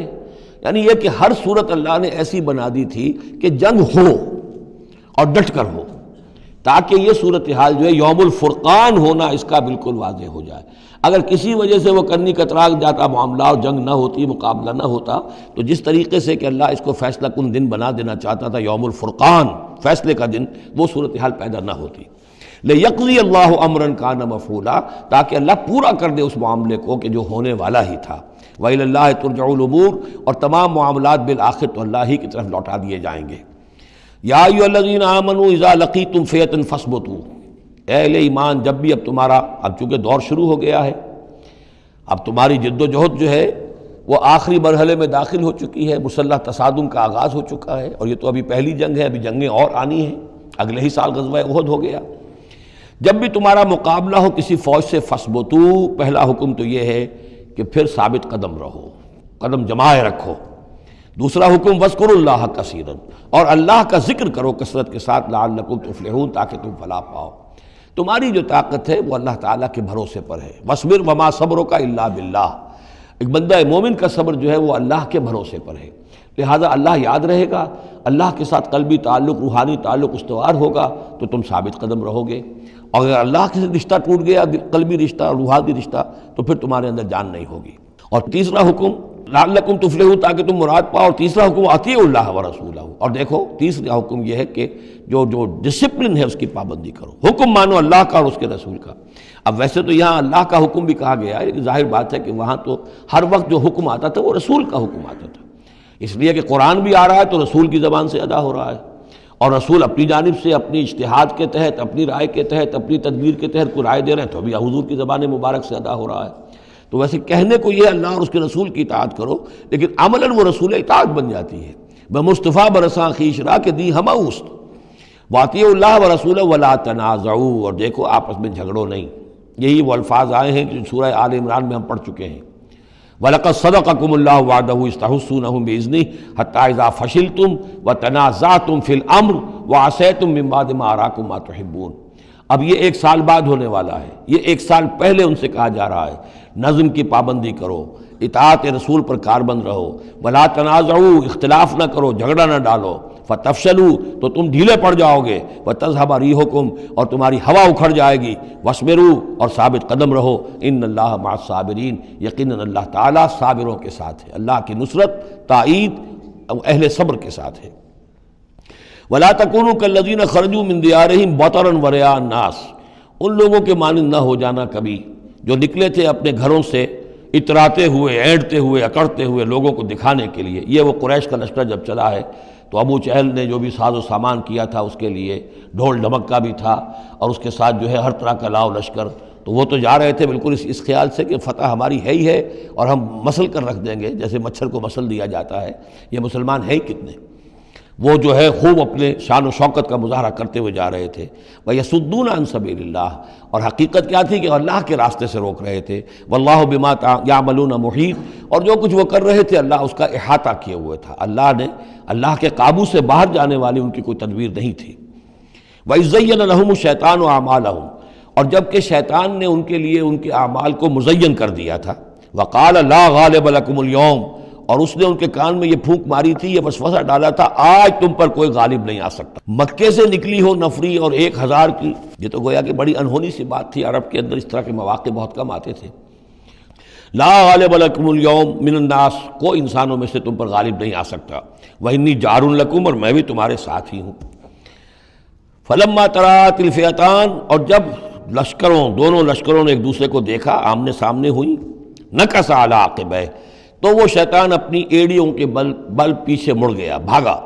وقال، اور اس نے کہا انی بریء منکم، میں تم سے لا تعلق ہوں، میرا تم سے کوئی تعلق نہیں۔ انی ارا ما لا ترون، میں وہ کچھ دیکھ رہا ہوں جو تم نہیں دیکھ رہے۔ فرشتوں کو دیکھنا جو ہے، چونکہ یہ بھی ناری مخلوق ہے، نور اور نار میں بڑا قرب ہے، نوری مخلوق ہے ملائکہ، اور ناری مخلوق ہے جن، اور یہ جن ہے عزازیل، ابلیس، تو اس کو نظر آ گیا فرشتے آ رہے ہیں۔ انی ارا ما لا ترون، میں وہ کچھ دیکھ رہا ہوں جو تم نہیں دیکھ سکتے۔ انی اخاف اللہ، مجھے اللہ کا خوف ہے، واللہ شدید العقاب، اور اللہ سزا دینے میں بہت سخت ہے۔ اذ یقول المنافقون والذین فی قلوبہم مرض، اب یہ ایک نقشہ تو یہ تھا کہ جب چلے آ رہے تھے قریش کا لشکر لے کر ابو جہل اور اس کے ساتھی سردار، اور ادھر شیطان بھی ان کو پہلے تو پیٹھ ٹھوکتا ہوا آ رہا ہے اور عین وقت پر جو ہے وہ ان کو ساتھ چھوڑ کر بھاگا ہے۔ ادھر جب مدینے کے اندر اب جہاں وہاں سے مسلمان چلے تھے، حضور چلے تھے، تو جو کوئی منافق پیچھے رہ گئے تھے وہ اب باتیں کر رہے تھے۔ اذ یقول المنافقون والذین فی قلوبہم مرض، جبکہ کہہ رہے تھے وہ منافق لوگ اور وہ لوگ کہ جن کے دلوں میں روگ تھا، غر ہؤلاء دینہم، ان مسلمانوں کو تو ان کے دین نے بالکل دھوکے میں ڈال دیا ہے، مت ماری گئی ہے، دماغ خراب ہو گیا ہے، قریش سے ٹکرانے چلے ہیں، ان کی عقل جواب دے گئی ہے۔ ہم تو پہلے بھی سمجھتے تھے کہ یہ سفہاء ہیں، بے وقوف ہیں، احمق ہیں، لیکن اب تو معلوم ہوتا ہے کہ سرے سے مت ماری گئی۔ غر ہؤلاء دینہم، ان کے دین نے ان کی مت مار دی۔ ومن یتوکل علی اللہ فإن اللہ عزیز حکیم، انہیں کیا پتہ کہ جو کوئی توکل کرے اللہ پر تو اللہ تعالیٰ زبردست ہے، حکمت والا۔ وَلَوْ تَرَىٰ إِذْ يَتَوَفَّى الَّذِينَ كَفَرُوا الْمَلَائِكَةُ، اور کاش تم دیکھ سکتے ہیں جب کہ قبض کرتے ہیں فرشتے ان کافروں کو، ان کی جانوں کو، یضربون وجوہہم، ان کے چہروں پر ضرب لگاتے ہوئے، وادبارہم، اور ان کی پیٹھوں پر، وذوقوا عذاب الحریق، اور کہتے ہیں اب چکھو جلنے کا عذاب، ذالک بما قدمت ایدیکم، اور یہ وہ کچھ ہے جو تمہارے اپنے ہاتھوں نے آگے بھیجا ہے، وان اللہ لیس بظلام للعبید، اور یہ کہ اللہ تو ہرگز اپنے بندوں کے حق میں ظالم نہیں ہے، ظلم کرنے والا نہیں ہے۔ کداب آل فرعون والذین من قبلہم، جیسے کہ معاملہ ہوا آل فرعون کا اور ان کا جو ان سے پہلے تھے۔ آل فرعون سے پہلے قوم شعیب سے پہلے صدوم اور عمورہ کی بستیاں، ان سے پہلے قوم سمود، ان سے پہلے قوم عاد، ان سے پہلے قوم نوح، یہ ہم سورہ اعراف کے اندر یہ ساری چیزیں پڑھ کر آئے۔ کذاب آل فرعون والذین من قبلہم کفروا بآیات اللہ، انہوں نے بھی اللہ کی آیات کا کفر کیا، فأخذہم اللہ بذنوبہم، تو اللہ نے پکڑ لیا انہیں ان کے گناہوں کی پاداش میں۔ ان اللہ قوی شدید العقاب، یقیناً اللہ تعالیٰ قوی ہے، قوت والا ہے، زور آور ہے، اور سزا دینے میں سخت ہے۔ ذالک بان اللہ لم یکن مغیرا نعمۃ انعمھا علی قوم حتی یغیروا ما بانفسہم، یہ اس لیے ہے کہ اللہ تعالیٰ کا یہ طریقہ نہیں ہے کہ کوئی نعمت جو اس نے کسی قوم کو دی ہو اس میں تغیر کر دے جب تک کہ وہ قوم اپنے اندر کی کیفیت کو متغیر نہ کر دے۔ یعنی یہ ہر قوم جو اٹھی تھی اسی شکل میں اٹھی تھی کہ اللہ تعالیٰ نے ایک نبی بھیجا، جیسے کہ قوم ہود ختم ہوئی تو حضرت ہود اور ان کے ساتھیوں کے ذریعے سے ایک نئی قوم وجود میں آئی جو آگے چل کر سمود کہلائی۔ تو یہ لوگ کون تھے؟ یہی لوگ تھے جن کو اللہ نے نعمت دی تھی، انعام دیا تھا، احسان کیا تھا، ایمان انہیں ملا تھا، لیکن جب انہوں نے اپنی اس نعمتوں کو بدل دیا، کفر کی روش پر آ گئے، توحید کی پگڈنڈی چھوڑ کر، توحید کی شاہراہ کو چھوڑ کر شرک کی پگڈنڈیوں پہ مڑ گئے، تو پھر اللہ تعالیٰ کی نعمت بھی تبدیل ہو جاتی ہے، اللہ تعالیٰ نعمت سلب کر لیتا ہے، انعام کی جگہ پر اللہ کا عذاب آ جاتا ہے۔ ذالک بان اللہ لم یکن مغیرا نعمۃ انعمھا علی قوم حتی یغیروا ما بانفسہم، یہی ہے جو مضمون آگے بھی آئے گا سورہ رعد میں بھی، اور اس کو پھر یہ کہ اردو میں بھی ایک شعر میں لوگوں نے پیش کیا ہے کہ خدا نے آج تک اس قوم کی حالت نہیں بدلی، نہ ہو جس کو خیال آپ اپنی حالت کے بدلنے کا۔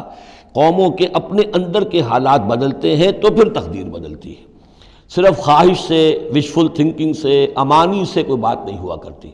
اور قوم ظاہر بات ہے کہ افراد پر مشتمل ہوتی ہے، پہلے کچھ افراد بدلیں گے، ان کے اندر قلب ماہیت ہوگی، ان کا باطن بدلے گا، ان کی سوچ، ان کے نظریات، ان کے خیالات، ان کے مقاصد، ان کی دلچسپیاں، ان کی امنگیں تبدیل ہو جائیں گی۔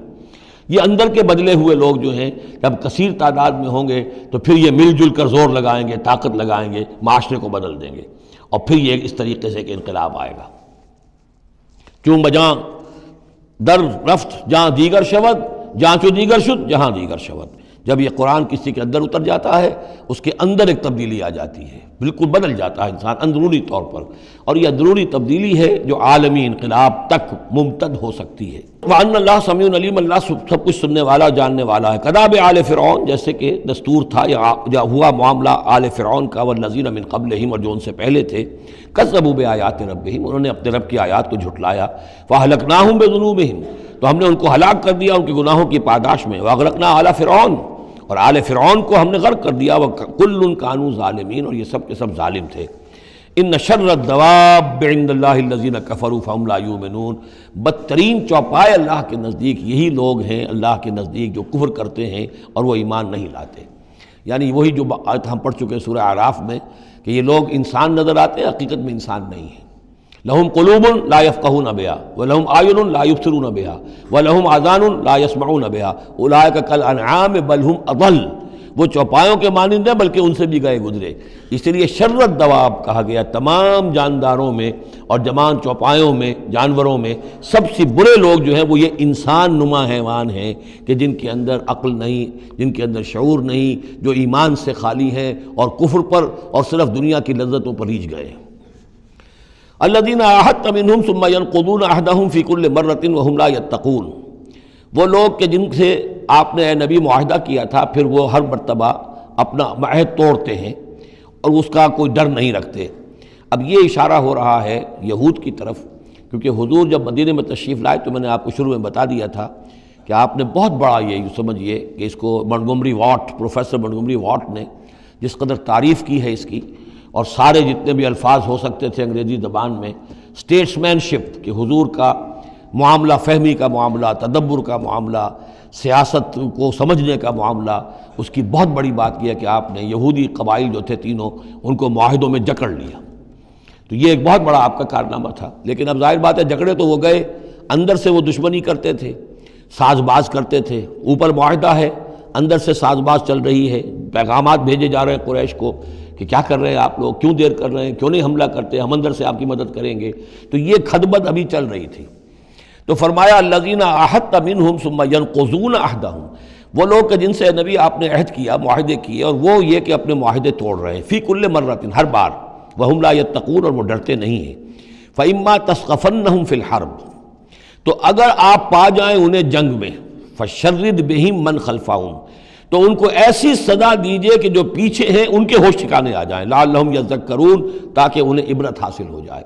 یعنی یہ کہ اب ایک تو یہ ہے کہ وہ کوئی صرف ان کی جو ہے وہ وہاں سے خطوط جا آ رہے ہیں، پیغام رسانی ہو رہی ہے، لیکن کہیں اگر ان میں کا کوئی شخص جنگ میں بھی پکڑا جائے، واقعتاً وہ جنگ میں شریک ہو جائے، قریش کی طرف سے آ جائے اور پکڑا جائے، تو پھر اس کو وہ سزا دیجئے کہ جو ایک کی سزا جو ہے وہ سینکڑوں کے ہوش ٹھکانے کر دے۔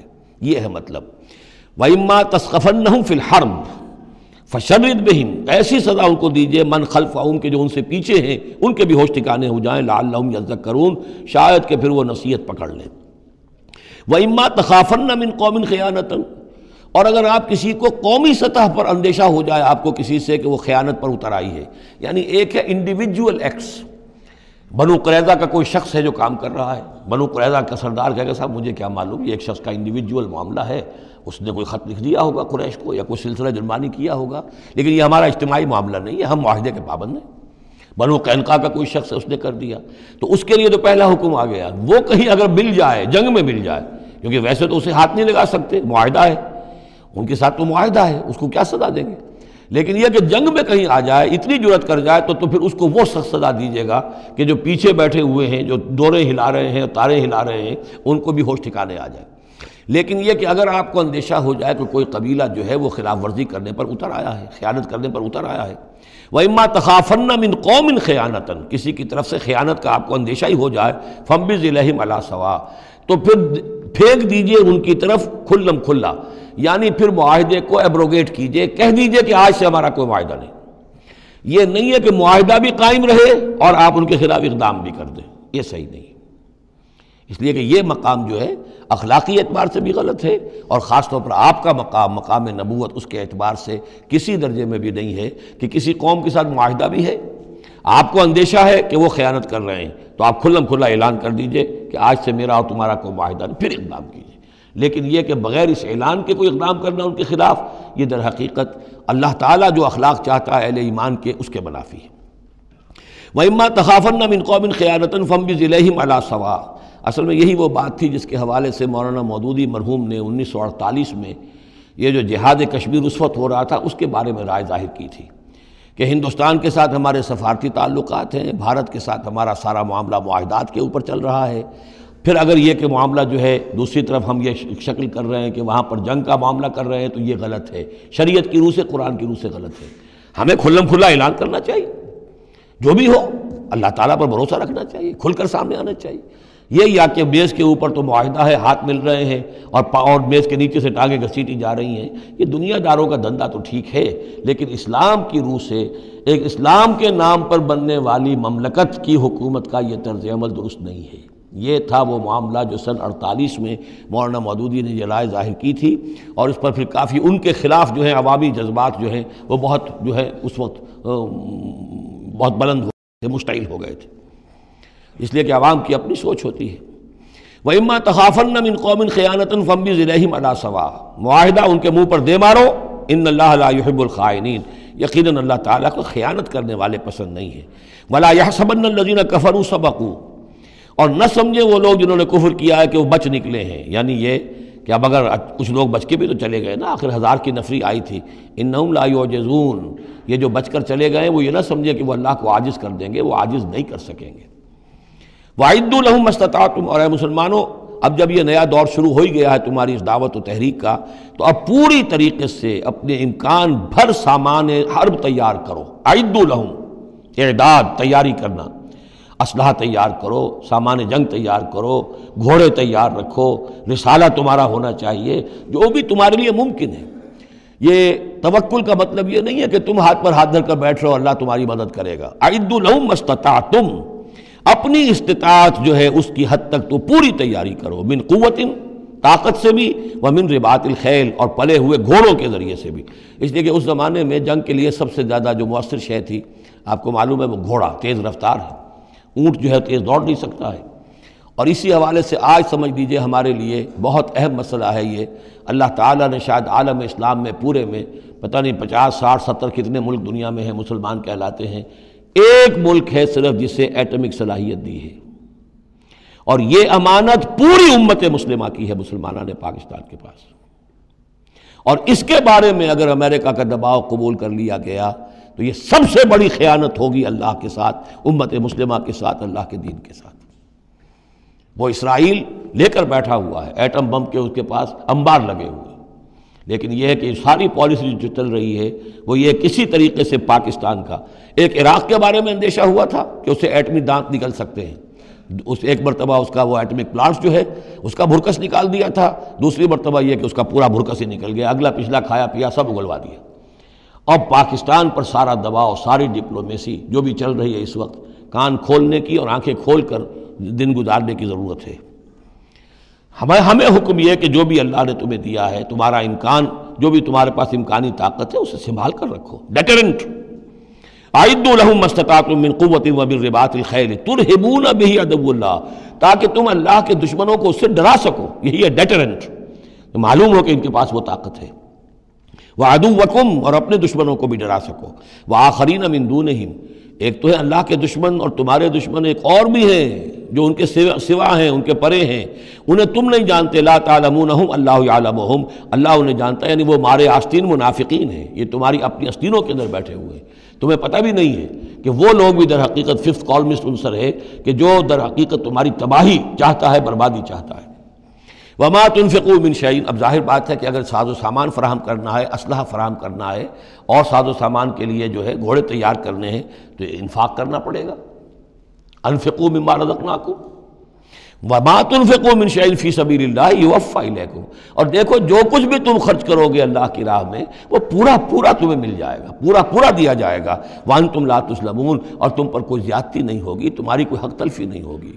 تم دو تو صحیح، اب وہ پورے 2 رکوع ذہن میں لے آئیے جو سورہ بقرہ میں ہم نے پڑھے تھے کہ اگر کوئی شخص اللہ کی راہ میں مال خرچ کرتا ہے، فی سبیل اللہ خرچ کرتا ہے، تو جیسے ایک دانہ جو ہے وہ زمین کے اندر ڈال دیتے ہو، اس سے جو ایک پودا نکلتا ہے اس میں سٹے ہوتے ہیں، 7 سٹے ہیں، اور ہر سٹے کے اندر 100 دانے ہیں، تو وہ ایک دانہ 700 دانے پیدا کر رہا ہے، اور اللہ تعالیٰ جس کو چاہے گا 700 گنا سے بھی زیادہ اجر و ثواب دے گا۔ کہاں سیدھ کر رکھ رہے ہو اپنے پیسے، خرچ کر دو اسے، اس لیے کہ اب اس دعوت کا اور اس تحریک کا اور محمد رسول اللہ کی جو جد و جہد ہے اس کا وہ مرحلہ آ گیا ہے کہ اب ساز و سامان اور کیل کانٹے سے لیس ہونا ضروری ہے۔ وَإِن جَنَحُوا لِلسَّلْمِ فَانْجَحْ لَهَا، اور اے نبی اگر وہ اپنے بازو اپنے کندھے نیچے گرا دے امن کے لیے، صلح کے لیے، اگر قریش آمادہ ہو جاتے ہیں تو آپ بھی جھک جائیے، کوئی بات نہیں، صلح کر لیجیے۔ وَتَوَكَّلْ عَلَى اللَّهِ، اللہ پر توکل کیجیے، یعنی یہ کہ اگر وہ صلح کرنے کے اوپر آمادہ ہے صلح کر لیجئے، اور ڈریے نہیں کہ ہو سکتا ہے وہ چال چل رہے ہوں، نہیں، صلح کا جواب صلح سے دیجئے، لیکن یہ کہ اللہ پر توکل کیجئے، وہ السمیع العلیم، وہ سب کچھ انہ هو السمیع العلیم، یقیناً وہ سب کچھ سننے والا اور جاننے والا ہے۔ وَإِن يُرِيدُوا أَن يَخْدَعُوكَ، اور اگر وہ چاہتے ہو کہ آپ کو دھوکہ دے دیں، فَإِنَّ حَسْبَكَ اللَّهُ، تب بھی آپ نہ گھبرائیں، آپ کے لیے اللہ کافی ہے، اللہ کی طرف سے ضمانت ہے۔ هُوَ الَّذِي أَيَّدَكَ بِنَصْرِهِ وَبِالْمُؤْمِنِينَ، وہی تو ہے اللہ جس نے اے نبی آپ کی مدد کی ہے اپنی نصرت سے اور اہل ایمان کے ذریعے۔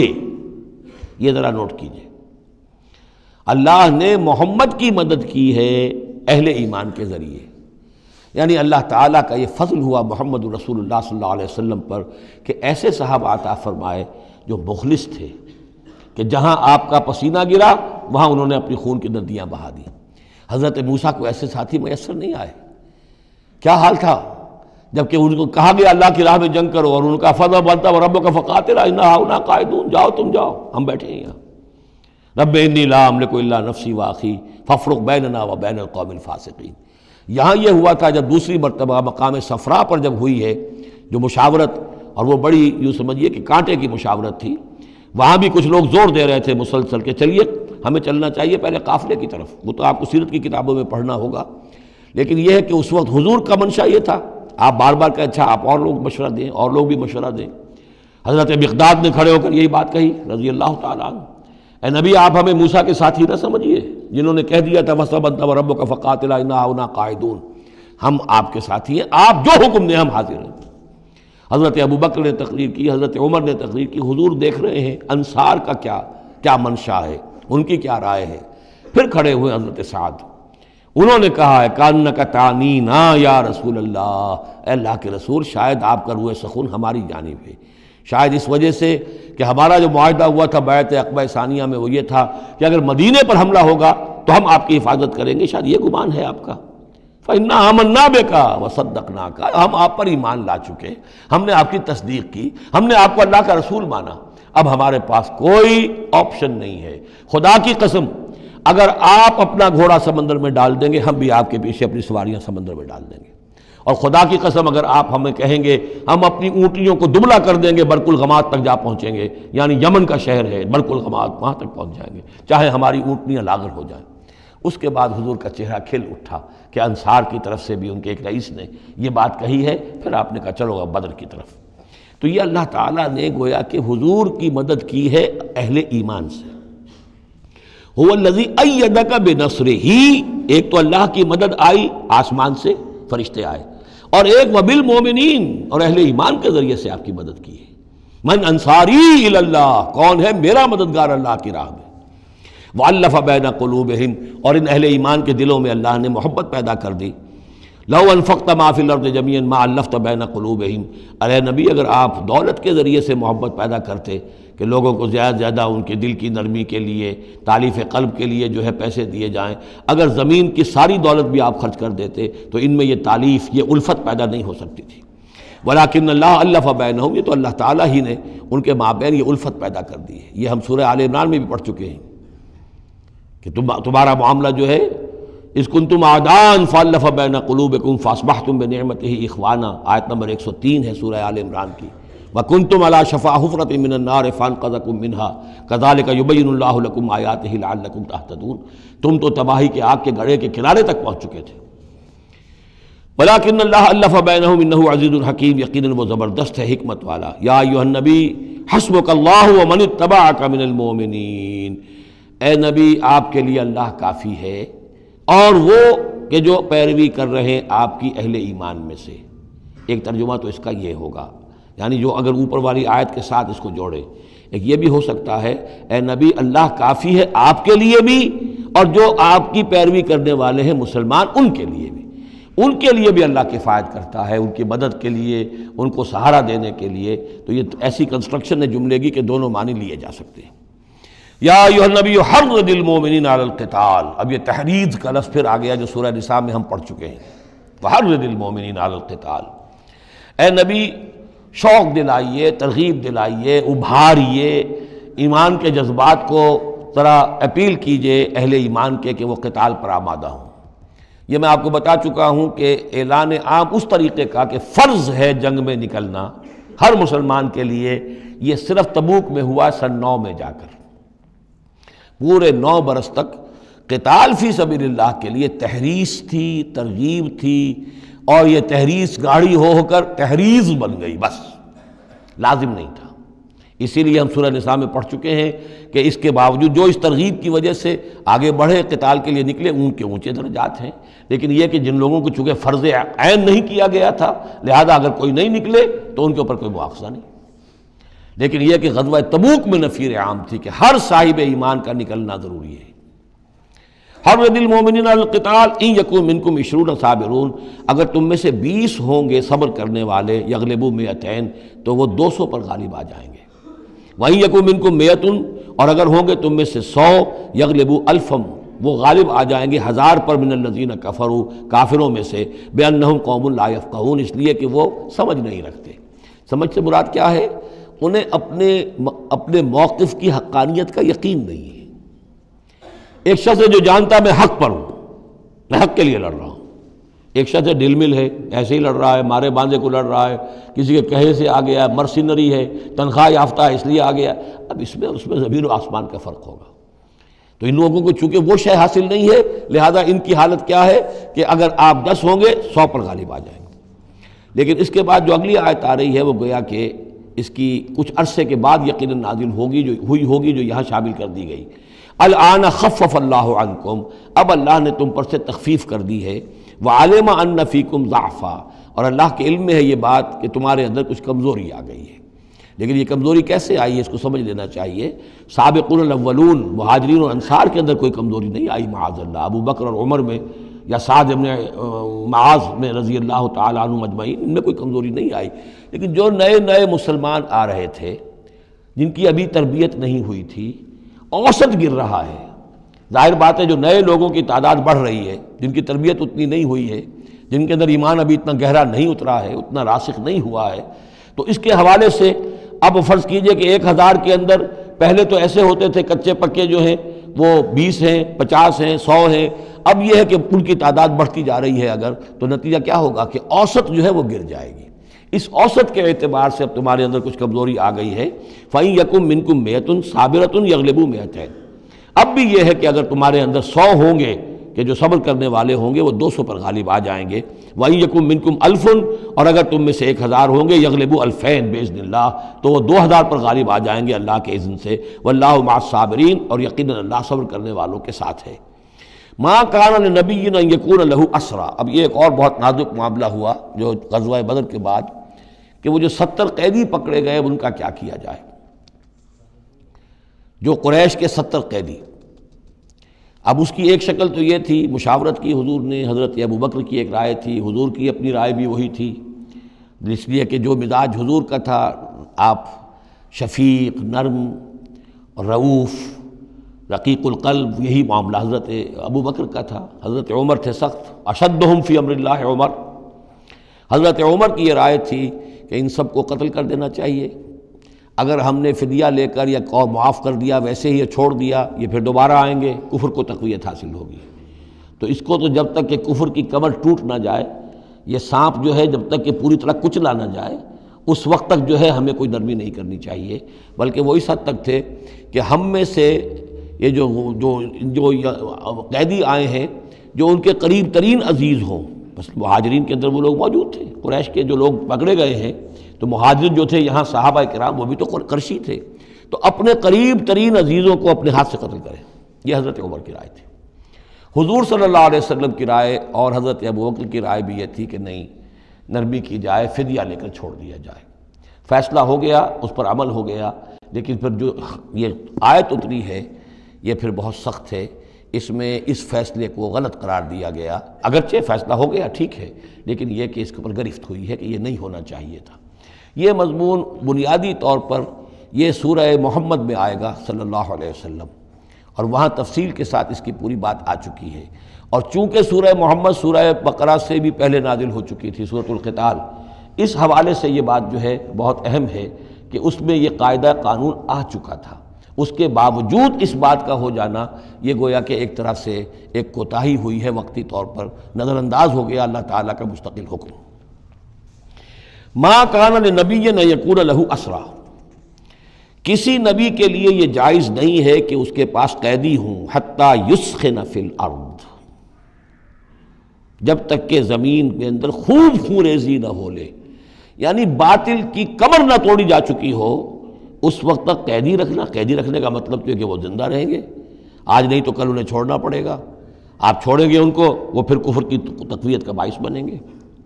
تريدون عرض الدنیا، تم دنیا کا ساز و سامان چاہتے ہو، یعنی فدیہ ملے گا، مال ملے گا۔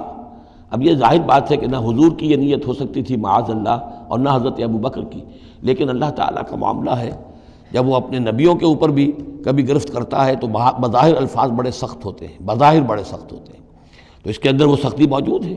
ظاہر بات ہے کہ یہ بات نہ حضور کے لیے نہ حضرت ابو بکر کے لیے۔ تريدون عرض الدنیا، تم دنیا کا سامان چاہتے ہو، واللہ یرید الآخرہ، اللہ کے پیش نظر آخرت ہے۔ سورہ محمد کی آیت نمبر 4 میں یہ پورا قانون آئے گا، ہم وہاں پڑھ لیں گے۔ واللہ عزیز حکیم، اور اللہ تعالی عزیز اور حکیم ہے۔ لولا کتاب من اللہ سبقہ، اگر نہ ہوتی بات اللہ کی طرف سے جو پہلے سے آ چکی تھی، یعنی سورہ محمد کی آیت نمبر 4، اس میں ایک امکان نکلتا تھا اس کی تعبیر کا، اگرچہ تعبیر کے اندر میرے نزدیک غلطی ہوئی ہے، لیکن پھر بھی ایک اس کے اندر امکان موجود تھا جس کو کہ استعمال کیا ہے محمد الرسول اللہ صلی اللہ علیہ وسلم سے۔ لولا کتاب من اللہ سبقہ، اگر یہ اللہ تعالیٰ کی طرف سے بات پہلے سے طے نہ ہو چکی ہوتی، لمسکم فیما اخذتم عذاب عظیم، تو جو کچھ تم نے یہ فدیہ وغیرہ لیا ہے اس پر تم پر بڑا سخت عذاب آتا۔ قانون ہم سورہ محمد میں پڑھیں گے کہ وہ کیا تھا، اور اس کی انٹرپریٹیشن کے اندر یہاں حضور نے کس جگہ سے گنجائش نکالی۔ دیکھیے ہوتا یہ ہے کہ آپ کا رجحان نرمی کا ہے تو آپ ایک ہی بات کے اندر سے نرم پہلو نکال لیں گے، جیسے کہ میں نے عرض کیا تھا کہ جو لوگ کے سنتے ہیں الذین یستمعون القول فیتبعون احسن، وہ لوگ کہ جو کسی بات کو سن کر پھر پیروی کرتے ہیں اس میں سے بہترین کی، جو بھی اس میں اعلیٰ ترین درجہ ہے اس تک پہنچنے کی کوشش کرتے ہیں۔ لیکن طبیعت کے اندر جو نرمی تھی تو اس نرمی کی وجہ سے حضور نے اس کے اندر ایک اپنے لیے گنجائش نکال لی، لیکن چونکہ اس آیت کے اندر وہ گنجائش واقعتاً موجود ہے، لہذا فرمایا اگر وہ نہ ہوا ہوتا، لولا کتاب من اللہ سبقہ، اگر وہ آیت پہلے نازل نہ ہو چکی ہوتی، لمسکم فیما اخذتم عذاب عظیم، تو تم پر جو بھی تم نے لیا ہے یہ فدیہ وغیرہ اس پر تم پر بڑی سخت پکڑ ہوتی اور عذاب آتا۔ روایات میں آتا ہے کہ حضور بھی اور حضرت ابو بکر بھی دونوں پھر اس آیت کے نزول کے بعد روتے رہے ہیں کہ ہم سے یہ خطا ہوئی ہے۔ بہرحال خطا اجتہادی ہے، کوئی غلط اس طرح کی نہیں ہے کہ کسی صریح حکم کی خلاف ورزی کی گئی ہو، وہ یہ ہے کہ جو بھی اس میں رعایت رکھی گئی تھی اس کو آپ نے اپنے اجتہاد سے اس کے اندر سے جو بھی نرمی کا پہلو تھا وہ نکال دیا۔ فَكُلُوا مِمَّا غَنِمْتُمْ حَلَالًا طَيِّبًا، تو اب کھاؤ جو تمہیں ملا ہے غنیمت۔ غنیمت میں وہ بھی ہے جو عین جنگ کے موقع پر مال غنیمت ملا، اور جو فدیہ اب مل رہا ہے وہ بھی غنیمت ہے۔ حلال طیبہ، کھاؤ، اس میں کوئی اب تمہیں ہچکچاہٹ نہ ہو، حلال اور طیب ستھرا۔ واتقوا اللہ، اللہ کا تقوی اختیار کرو، ان اللہ غفور الرحیم، یقیناً اللہ تعالیٰ بخشنے والا رحم فرمانے والا ہے۔ یا ایھا النبی قل لمن فی ایدیکم من الاسریٰ، اے نبی کہہ دیجئے ان لوگوں سے جو آپ کے قبضے میں ہیں قیدی۔ اب قیدیوں میں جان لیجئے حضرت عباس ابن عبد المطلب بھی تھے رضی اللہ عنہ، جو حضور کے چچا تھے۔ گمان غالب یہ ہے کہ وہ ایمان تو لا چکے تھے، اپنے ایمان کا اعلان نہیں کیا تھا، لہذا جنگ میں کفار کے ساتھ ہو کر آئے تھے، وہ بھی گرفتار تھے۔ اور بھی کچھ لوگ تھے کہ جن کے بارے میں حضور جانتے تھے کہ یہ لوگ جو ہے اپنی دلی خواہش سے نہیں آئے ہیں، بلکہ یہ کہ اپنے سرداروں کے دباؤ کی وجہ سے آئے ہیں، لیکن قانون تو قانون ہے۔ تو اس طریقے کا معاملہ جب ہوا ہے، اور پھر حضور کے اپنے اقدامات، وہ قیدی ہیں ابو العاص، ان کی بڑی صاحبزادی زینب رضی اللہ تعالی عنہ نے پھر ان کے لیے اپنا وہ ہار بھیجا ہے جو حضرت خدیجہ نے انہیں شادی کے موقع پر دیا تھا۔ تو یہ ایسی کیفیات ہیں، ہم جب پڑھتے ہیں ان چیزوں کے تو ہمارے لیے تو ایک تعلق جو ہے وہ ایک ماضی کی تاریخ کے قصوں کی ہے، وہاں تو یہ خونی رشتے بھی تھے، تعلقات بھی تھے، ایک ہی خاندان ہے، ایک ہی قبیلہ ہے، اسی کے لوگ آئے ہوئے ہیں۔ تو اب حضور کے دل میں جو ہے اس وقت سنا یہ ہے کہ جب رات کے وقت کراہ رہے تھے حضرت عباس، انہیں باندھا ہوا تھا، سخت جذبات ہے، قیدیوں کو جکڑا ہوا ہے رسیوں کے اندر، تو ان کے جو کچھ اتنا بند تھے کہ سخت تھے، وہ جو بند تھے جن میں بندھے ہوئے تھے کہ کرا رہے تھے، تو حضور نے کہا تمام قیدیوں کے بند ڈھیلے کر دو۔ یہ نہیں کہا کہ صرف عباس کا بند ڈھیلا کر دو، بلکہ آپ نے ان کی کراہنے کی آواز سن کر پھر آپ نے فرمایا سب کے بند ڈھیلے کرو، اتنا سخت ان کو نہ باندھو۔ تو اس طرح کا معاملہ جو ہے اس کو ذہن میں رکھیے۔ یا ایھا النبی قل لمن فی ایدیکم من الاسریٰ، کہہ دیجئے ان سے جو آپ کے ہاتھ میں اب قیدی ہیں، ان یعلم اللہ فی قلوبکم خیرا، دیکھو اگر جو کچھ تمہارے دلوں میں ہے اللہ کے علم میں ہے کہ وہ خیر ہے، یؤتکم خیرا مما اخذ منکم، تو جو کچھ تم سے اس وقت لیا گیا ہے اس سے بہتر اللہ تمہیں دے دے گا۔ یعنی یہ کہ نیت کا معاملہ تمہارا اور اللہ کے مابین ہے، ہمارا معاملہ قانون کا ہے۔ تم آئے کفار کے ساتھ جنگ کرتے ہوئے آئے ہو، پکڑے گئے ہو، اب ان میں کوئی ڈسکریمنیشن نہیں ہو سکتی۔ کوئی شخص کہے کہ نہیں صاحب میں تو مجبوراً آیا تھا، اور میں تو کسی کے کہنے میں آیا تھا، اور میں تو حقیقت میں تو اسلام لا چکا تھا، یہ بات جو ہے اب نہیں چلے گی۔ لہذا یہ ضرور ہے کہ اگر تمہارے دل میں کوئی خیر ہے، کوئی بھلائی ہے، اور اس وقت یہ کہ تم سمجھتے ہو کہ تم اس صورتحال میں مجبوراً پھنس گئے ہو اور تمہیں فدیہ ادا کرنا پڑ رہا ہے، تو اللہ تعالیٰ تمہیں اس سے کہیں زیادہ دے دے گا کہ جو آج تمہیں فدیے میں دینا پڑ رہا ہے۔ ظاہر بات ہے کہ وہاں بیویوں کو خبریں پہنچی، انہوں نے اپنے زیور بھیجے ہیں، حضرت زینب رضی اللہ تعالیٰ عنہ نے بھی اپنا زیور بھیجا، ہار بھیجا ہے، اور حضور کے آنکھوں میں آنسو آ گئے جب آپ نے وہ ہار دیکھا، حضرت خدیجہ کا ہار رضی اللہ تعالیٰ عنہ۔ وہ پوری زندگی جو آپ کی گزری تھی حضرت خدیجہ کے ساتھ، وہ ساری آنکھوں کے نگاہوں کے سامنے آ گئی، جو ان کی وفاداری تھی اور جو انہوں نے خدمت کی تھی، وفا شعاری کی تھی۔ تو اس کے بعد مسلمانوں سے کہا کہ یہ اس ماں کی یادگار تھی بیٹی کے پاس، اگر آپ لوگ اجازت دیں تو یہ اس کو واپس کر دیا جائے، تو اس کو پھر لوگوں کی اجازت سے وہ ہار واپس کیا گیا۔ تو یہ سارے جو جذباتی معاملات تھے ان کو اچھے سے سمجھیے کہ ہم پڑھتے ہوئے ان چیزوں کو سمجھتے ہیں کہ جیسے ایک بس تاریخ کا ایک واقعہ ہے، اس کے ساتھ جو احساسات، جذبات، جو اس کے ساتھ اور فوری جو اس وقت کی کیفیات تھی، اس کا ہمارے لیے اکثر و بیشتر تو ممکن ہی نہیں کہ تصور کر سکیں۔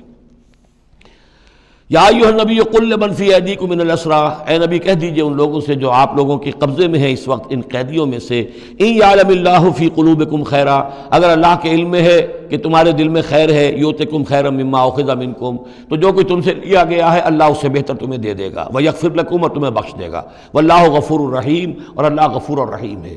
وَإِن يُرِيدُوا خِيَانَتَكَ، اور اگر یہ آپ سے خیانت کرنا چاہیں، جھوٹ بول رہے ہوں، جھوٹی قسمیں کھا رہے ہوں کہ ہمارے ساتھ تو معاملہ یوں ہو گیا تھا اور ایسے آ گئے تھے، فقد خان اللہ من قبل، تو پھر یہ پہلے اللہ سے بھی خیانتیں کرتے رہے ہیں، فامکنا منہم فامکنا منکم، اللہ تعالیٰ نے ان کو پکڑوا دیا، واللہ علیم الحکیم، اللہ حکیم اور علیم ہے۔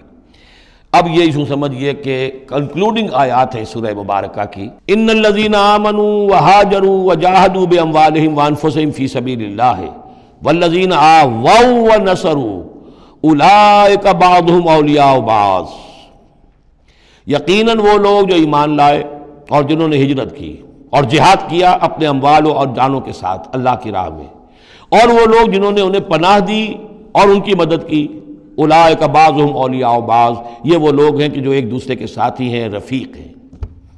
یہ آپ نے بات سمجھ لی۔ اس وقت تک مسلمان معاشرہ جو ہے یہ دو حصوں میں علیحدہ علیحدہ منقسم تھا، مہاجرین، انصار۔ اگرچہ مہاجرین اور انصار کو بھائی بھائی بنایا جا چکا تھا، لیکن ظاہر بات ہے کہ صرف اس طرح کے تعلق سے وہ پورا جو قبائلی نظام جو ہے وہ ایک دم تو تلپٹ نہیں ہو جاتا۔ تو اس وقت تک یہ صورتحال بھی یہ ہے کہ جو پہلے جو 8 مہمیں حضور نے بھیجی ہیں اس میں کسی انصاری کو شریک نہیں کیا، وہ ایکسکلوسیولی مہاجر فینومینن تھا۔ جنگ بدر میں پہلی مرتبہ جو ہے انصار شریک ہوئے ہیں، ورنہ پہلے صرف مہاجرین تھے۔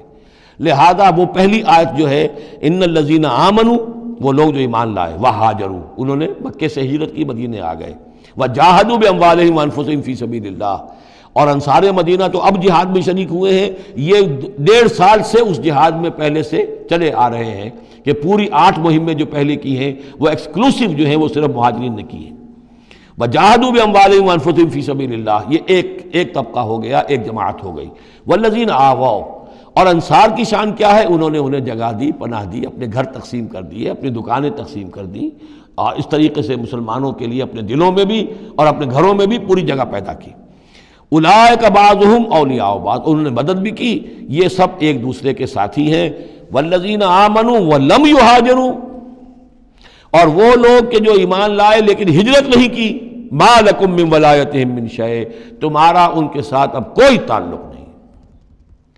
آگے چل کر سورہ نساء میں جو بعد میں نازل ہوئی ہیں، پڑھ چکے ہم پہلے، ان میں تو یہ ہے کہ وہ کافر اور منافق قرار دیا گیا، ان کے ساتھ وہی سلوک کرو جو کافروں کے ساتھ ہے، انہیں پکڑو اور قتل کرو، الا یہ کہ کسی ایسی قبیلے سے ہوں جن کے ساتھ تمہارا معاہدہ ہو، وہ پورا قانون وہاں آ گیا ہے۔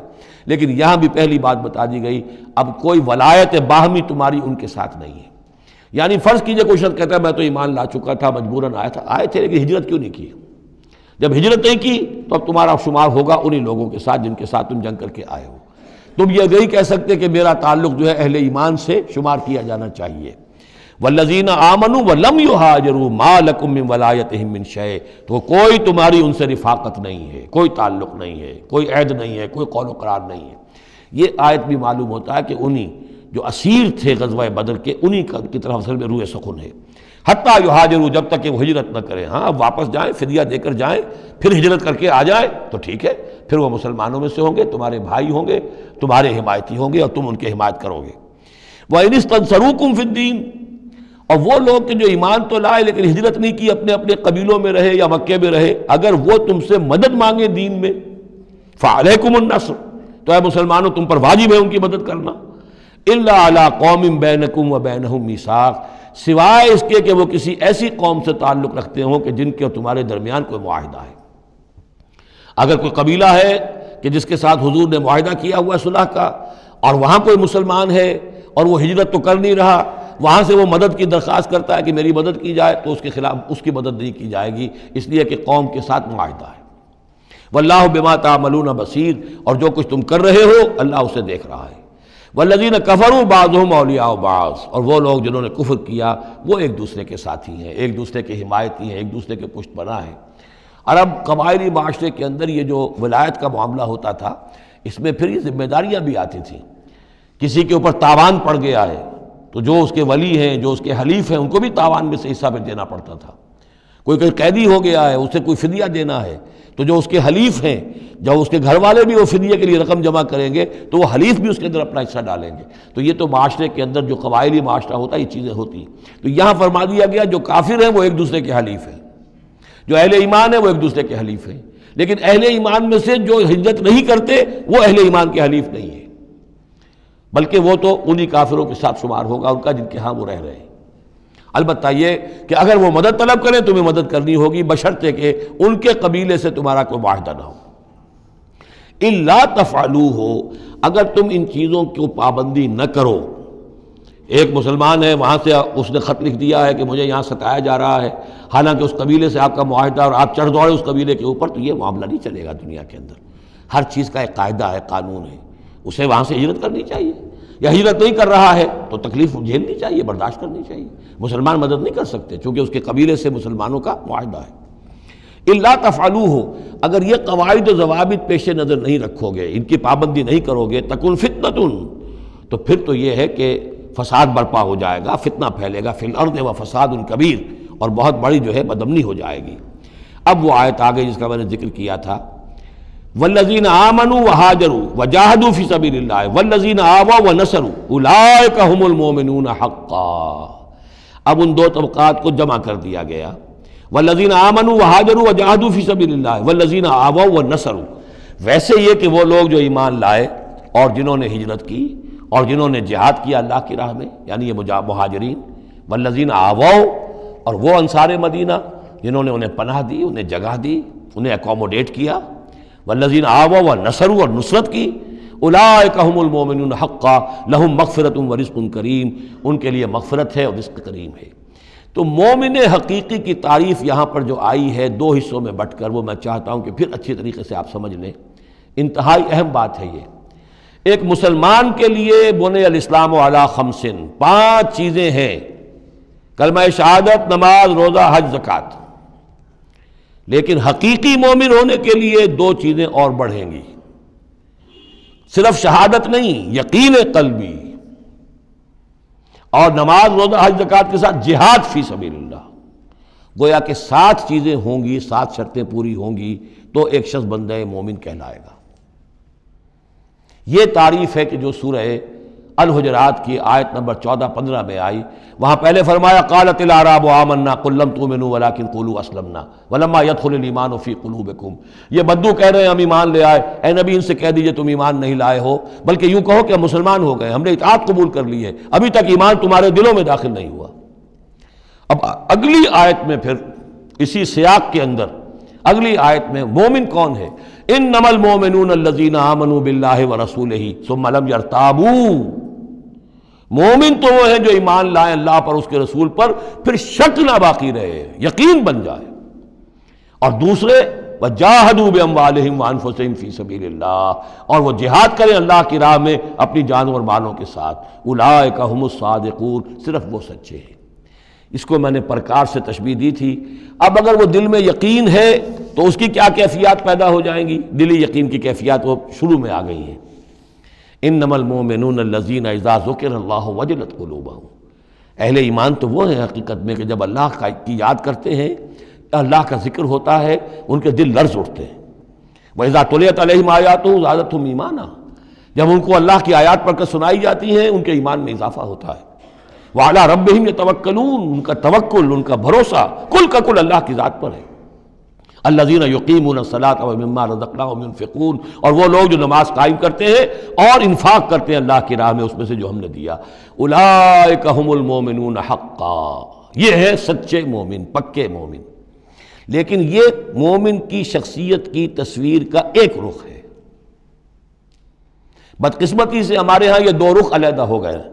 معاملہ یہ ہے کہ یہ ہے ایک ورق، اس ورق کا ایک صفحہ یہ ہے، ایک صفحہ یہ ہے، یہ انسیپریبل ہے، صفحات کو جدا نہیں کر سکتے آپ، ورق ایک ہے، اس کا ایک رخ یہ ہے صفحہ، ایک رخ یہ ہے صفحہ۔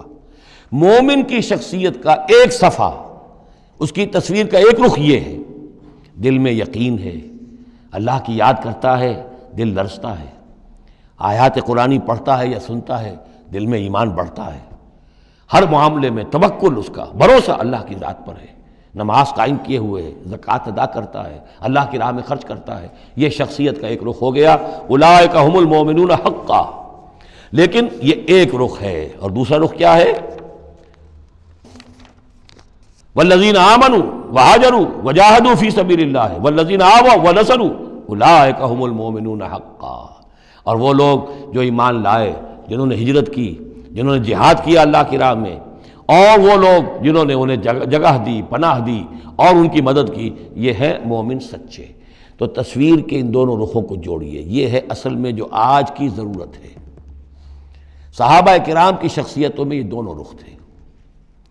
جیسے زوال آیا ہمارے ہاں، اڑائے کچھ ورق لالے نے، کچھ نرگس نے، کچھ گل نے، چمن میں ہر طرف بکھری ہوئی ہے داستاں میری، دین کے حصے بکھرے ہو گئے، کوئی حلقے ذکر کے ہیں تو ان کو جہاد وغیرہ سے کوئی غرض نہیں، کوئی جہادی تحریکیں ہیں تو ان کے اندر جو ہے وہ دوسری کیفیات نہیں۔